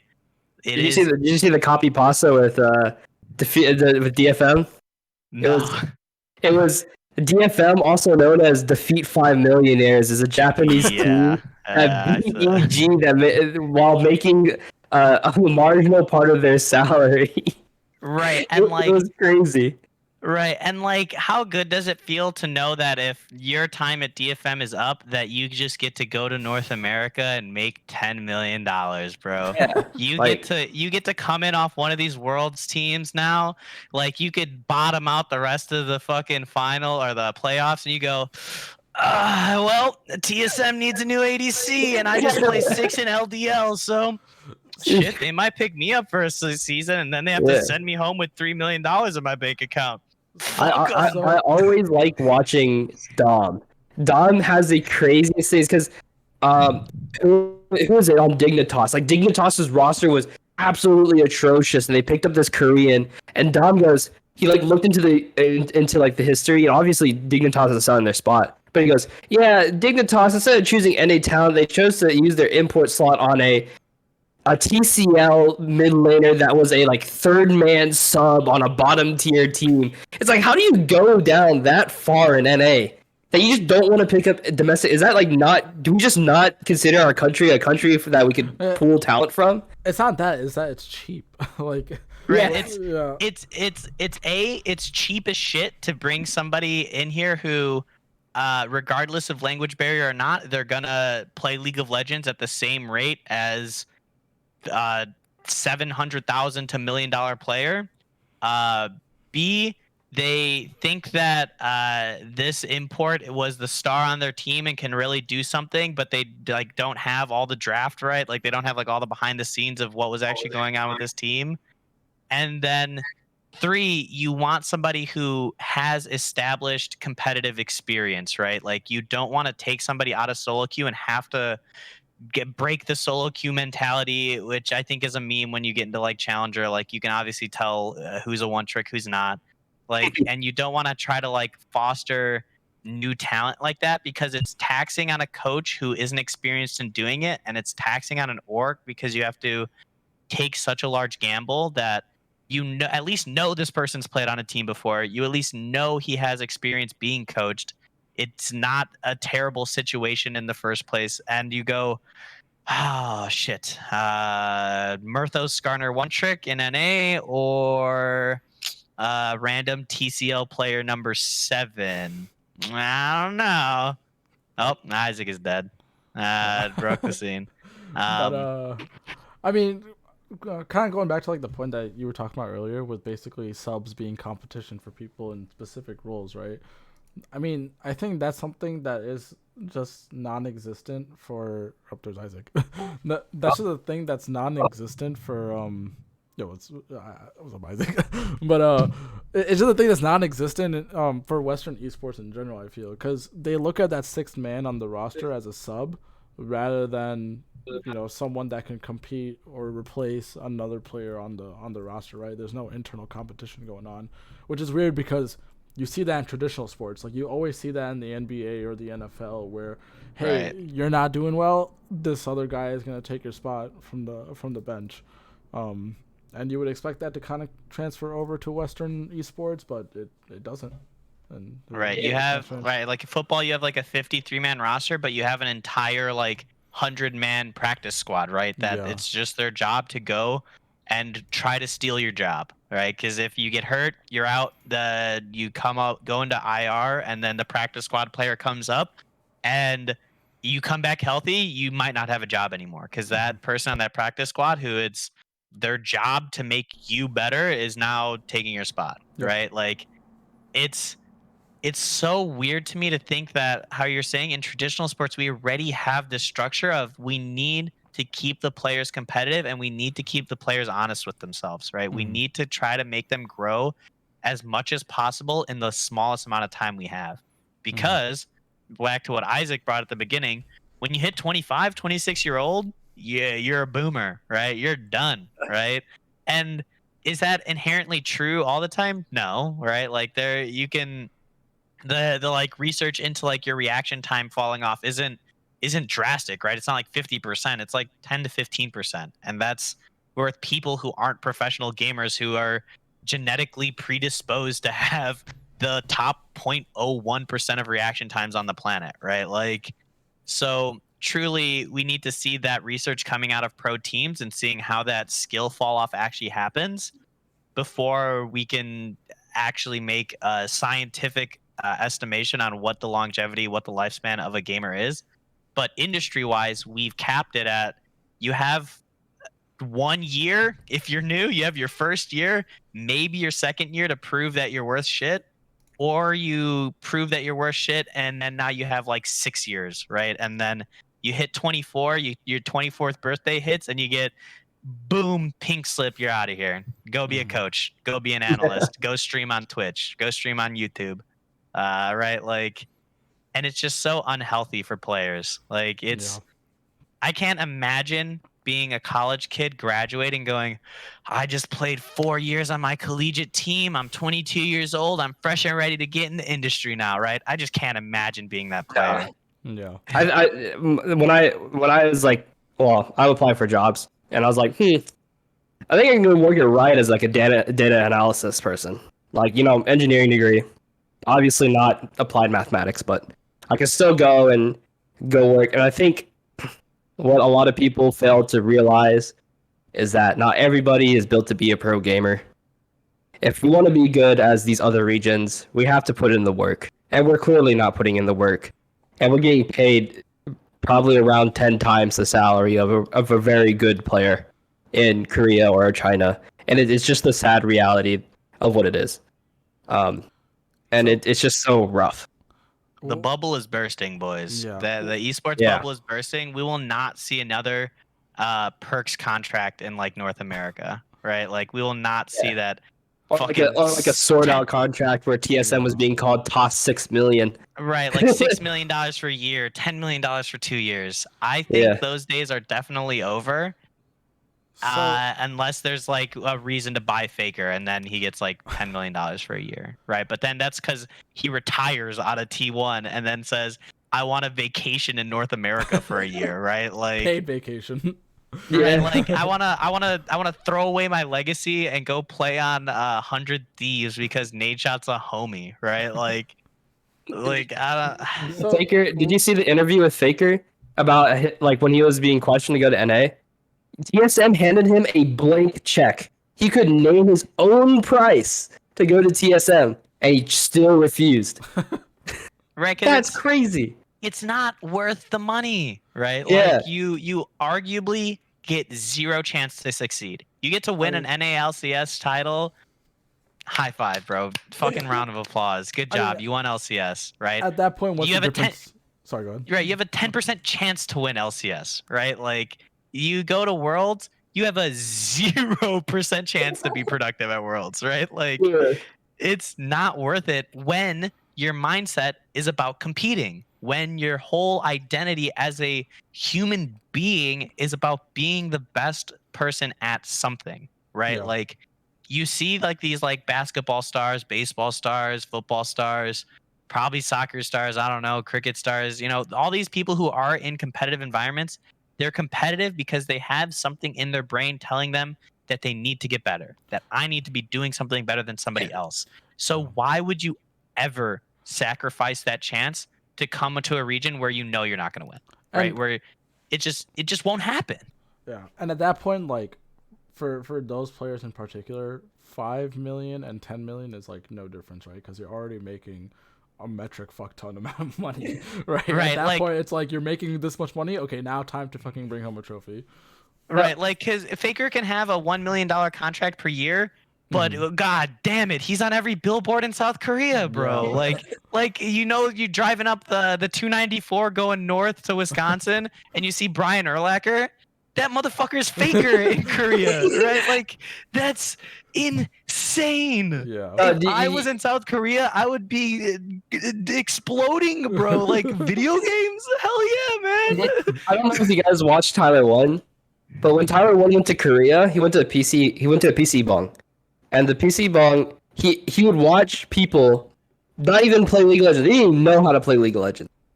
And the only pro they know from esports, not even in their own game, the only pro they know is Faker. That's how much brand he has built around him.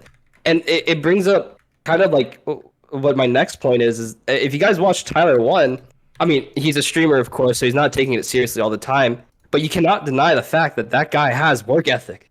He has, if he solely devoted his attention to one task, he can become the best in NA. Now, it obviously speaks to a testament on how good Tyler 1 is, but it also speaks to the fact that NA talent in these guys play thousands of games in one role.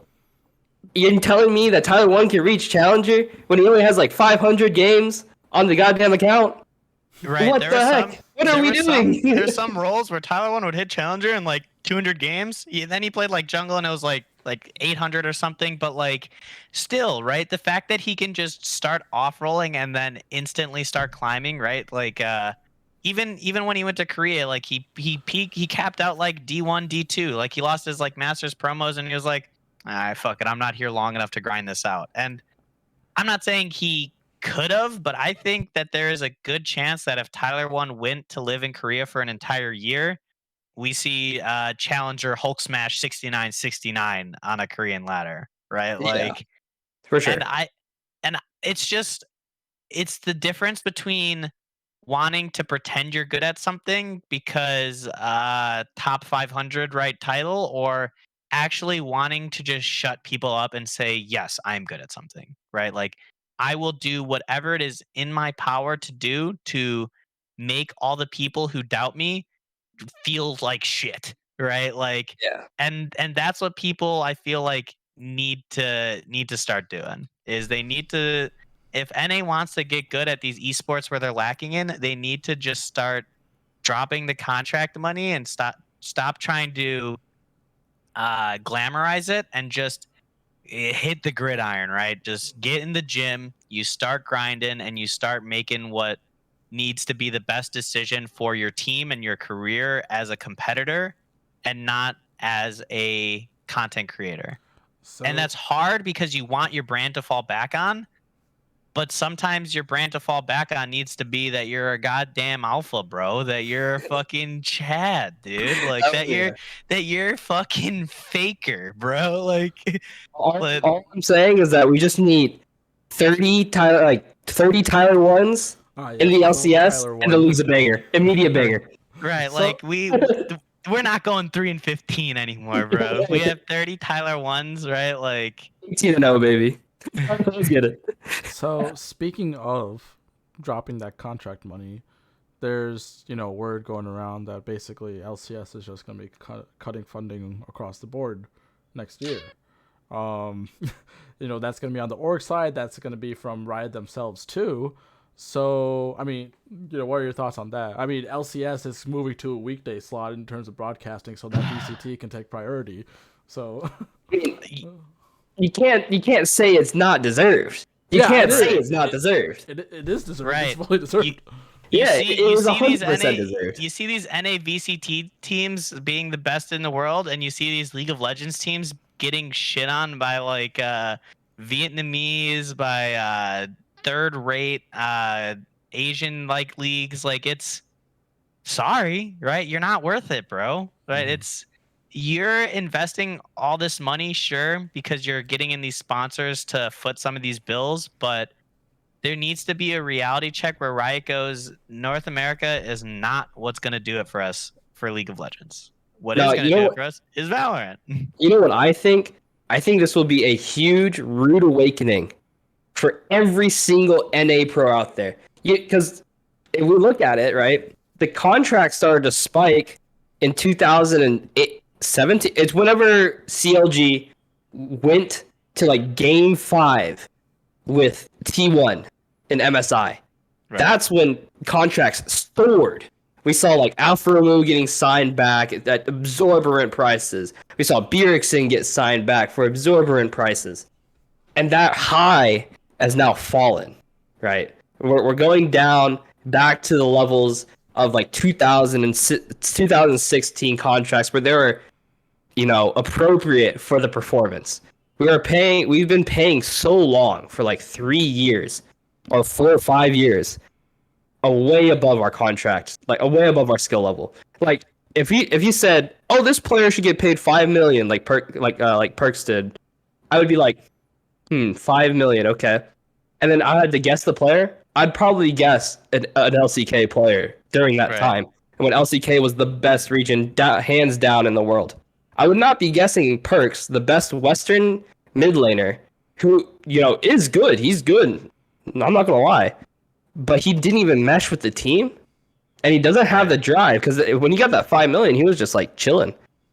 Even in like all the content he was making, he was chilling, bro. Like all the Cloud9 content, he was on vacation, bro. He was vibing. He was just like, bro, turn the lights off in the studio, bro. They're too bright. Right. I'm wearing my hat on stage, Doug. Like, I'm not trying to shit on his like his eye problems, but like he was Tyler one chilling for sure, bro. He was definitely sitting back in his seat in VOD reviews. The Reaper tried to come in and tell him shit, and he's like, dude, fuck you. I want LEC, bro.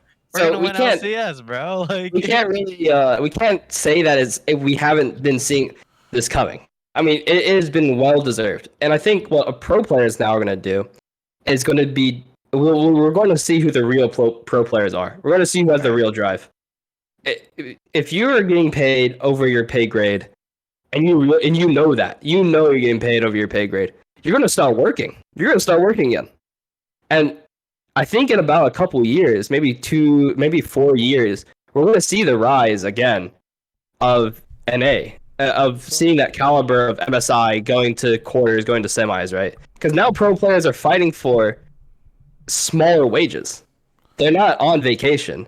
And I think we're going to see more domestic players, because if EG has proven anything this season is that there is domestic talent out there. Jojo Pune and Danny, they're both rookies technically. So there's going to be a lot more. I think there's going to be a lot more domestic talent progression. You're not going to see it in the next year. You're not going to see 100T Academy player rose up and now he's a superstar. But I think the old guard is falling out. Bjergsen, I don't think Bjergsen's going to get picked up for the price he wants. I don't think Bwipo might not get picked up for the price he wants. Santorin has been, pretty solid. Core JJ is a franchised player. But, Jensen's not going to get the contract he wants. You're not going to see Sven getting the contract he wants.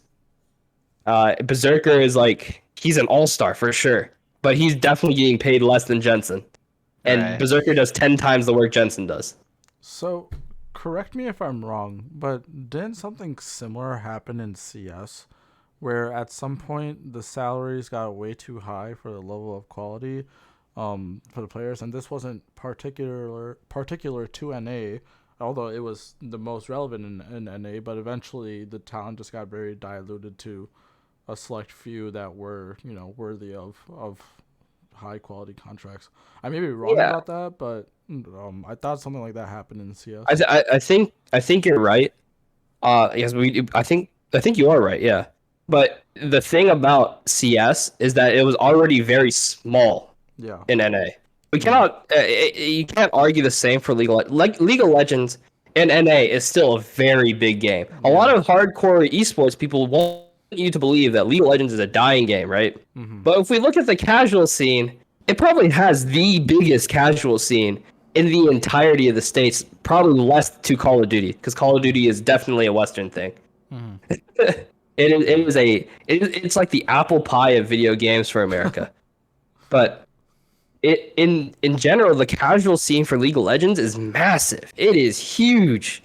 Yeah, Esports is only a very, very, very small portion of the player yeah. base.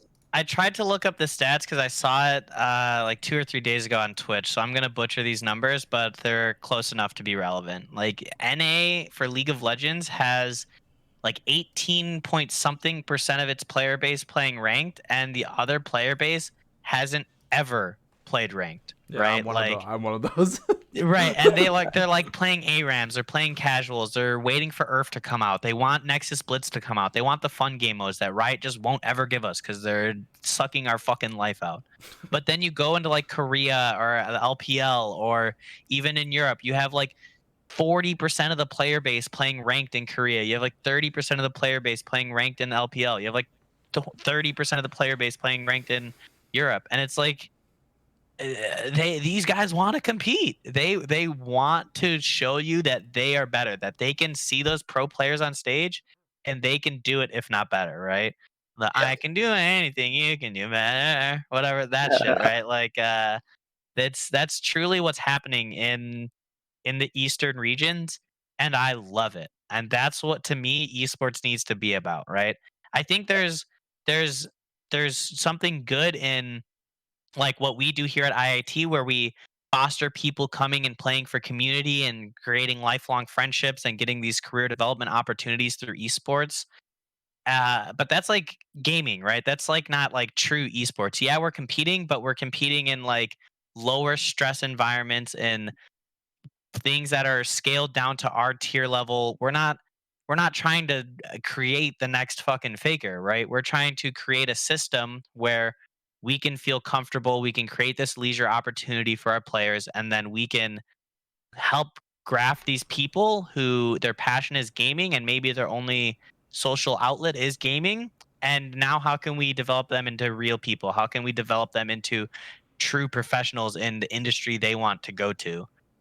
Yeah. Esports is what's happening in the East, right? Where they have their entire player base playing ranked and they're just grinding it out, bro. Right? Like, Yeah. No, I think that's a pretty good point. However, I kind of do want to talk about the opposite side. We got tomorrow. We got T1 versus RNG MSI finals rematch. I'm of course me being a fan of T1. I'm going for T1, and that's I guess I want to hear what you guys think as well. Who do you think's going to win? I think it's going to be a T1 like 3-1 type ordeal.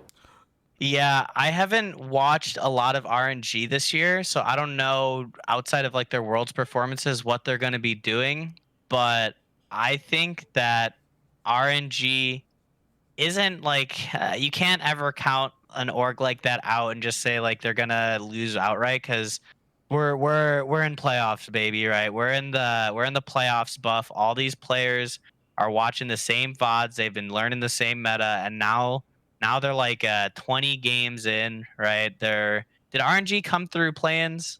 Yeah, they came through No. plans. Yep. Yeah, so they got it, right? So they have a lot of experience on this patch. They know exactly what's going on, who's playing what, and I think it's going to come down to uh not necessarily draft diff, but how well that they can be playing macro around losing situations. So like in it was either C9 versus their LCK team or EG versus DK, where like you would see C9 trying to like make a play on top lane, and then DK gets like or EG Cross tries to map make a play play. You top just want lane. a cross map play. Yeah, and then they get like 3 towers on the bot side, right? They know Yeah. they're losing. They know they're losing their guy top lane. They might lose a T1, and then they just get 3 towers on the bot side, and they go, okay, and they Game's like over. instantly sell the play, right? They go, all right, well we lost 300 gold, boo hoo, right? We just got 1,000 gold on the other side of the map. Yeah.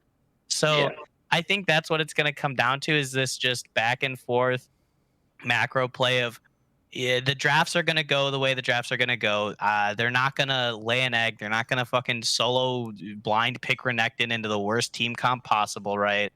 Um, and I think it's gonna be a true barn burner of who can out macro the other team, and are we going to see true form Faker, or are we going to get what people have been talking about of Faker's kind of old news, right? Like he's good, but he's not god tier, right? Like is Zeus going to have to pick it up, right? Like who on this T1 roster is going to prove the worth of T1? Because T1 has been performing, but they haven't been performing top 1% in the past couple of years, right? They go far, but they're not. When's the It's last not time they won insta lock Worlds? anymore. Right. No. Right. See, I'm huffing the copium. I think this is the year where T1 gets the 4-piece. This is That's what I'm saying. That's what I'm saying. Come on, man. I'm taking T1 in the series, but I'm not taking T1 for Worlds. I don't think. Yeah, I think the meta has shifted in favor of T1. Usually, the Worlds meta shifts away from T1 most of the time. But this is one of the few chances that the meta shifted towards T1. And what happened last time the T1 was in meta?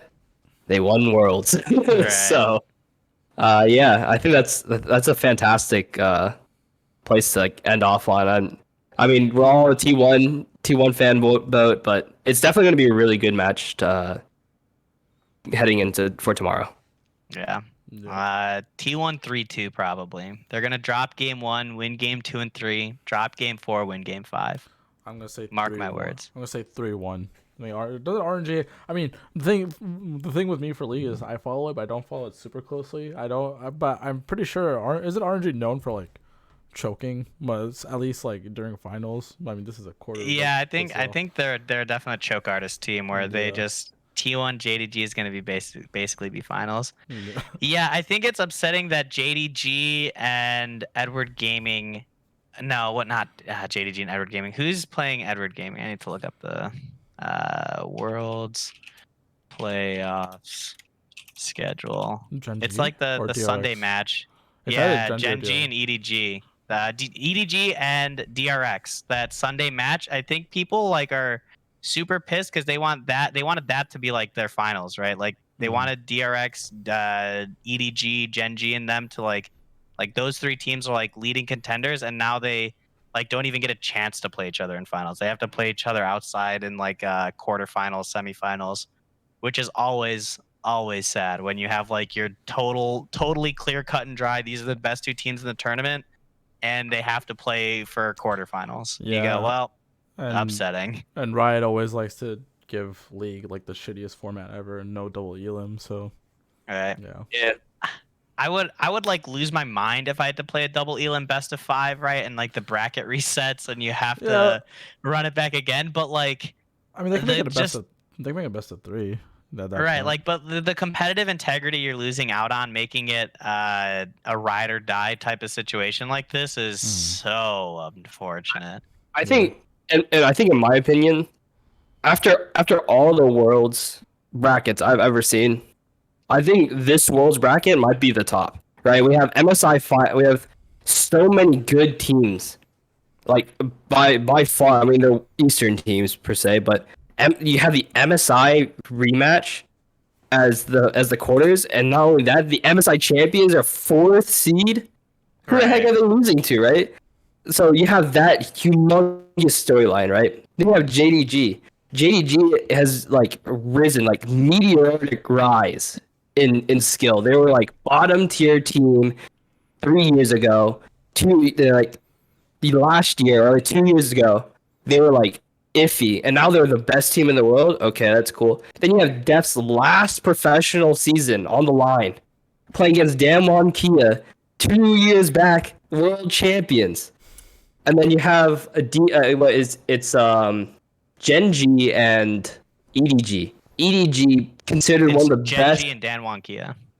Yeah. Oh, Yeah. So then you have Gen G, who has who everybody predicted was one of the favorites going into this tournament, right? As the best Korean team, and well deserved because they just got their first title this year. They beat T1 for it.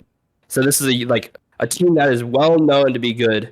Now being tested because they got their first championship, and I think we've never had a storyline like this in the history of Worlds. We've always had one team that has by far been the best, except I think the second best storyline is Faker's 2-peat and FPX's win. FPX was not even considered to be like one of the best teams when they won.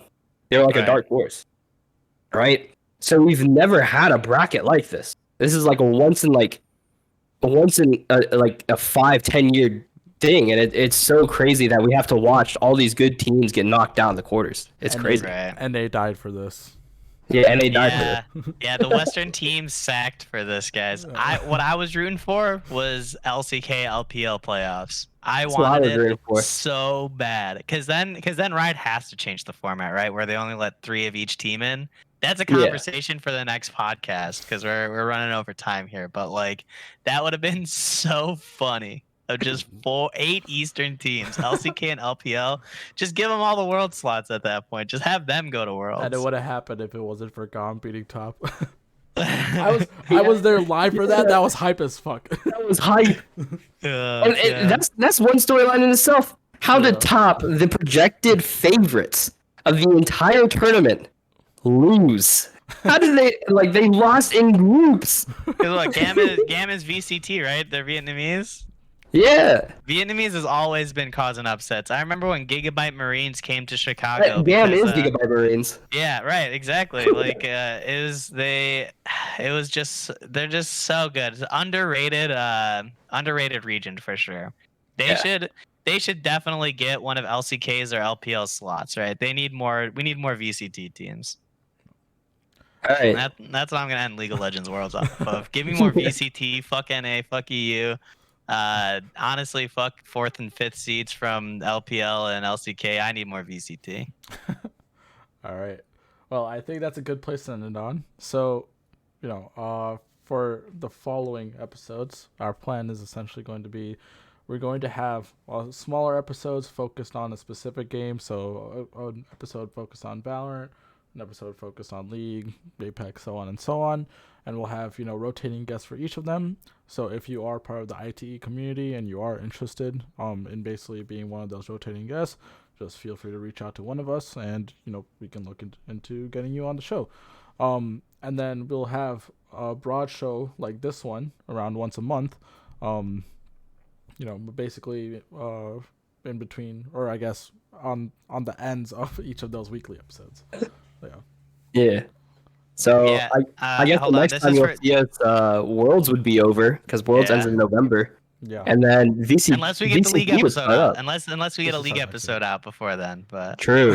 We probably will though. Yeah. We'll get one of the League players to get on this. Yeah. This one's for Zach in the chat. WoW podcast time. If we do a WoW podcast, we have to get Jess on the podcast, so you and Jess can just talk about WoW. The WoW podcast would definitely just be like Elvin. It'd be Gumbar. Gumbar leaves his cave. Bro, I'm mod abusing. The Coach Pip spot will be taken by Lil Grandma.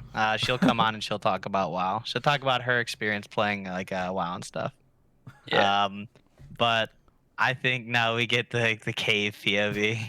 Yeah, Gombar is still Schmeagle in the fucking cave, still trying to find the ring.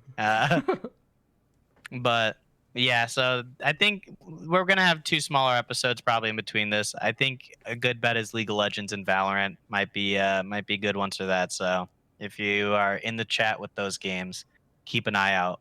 We might be sniping your DMs to get you on here. Yep. All right. Well, that does it for today's episode, and we hope to see everyone in future ones as well. So come to the event, 10:25. $25 gift cards by Stride Esports. Play Smash. All right. Yes, sir. Peace.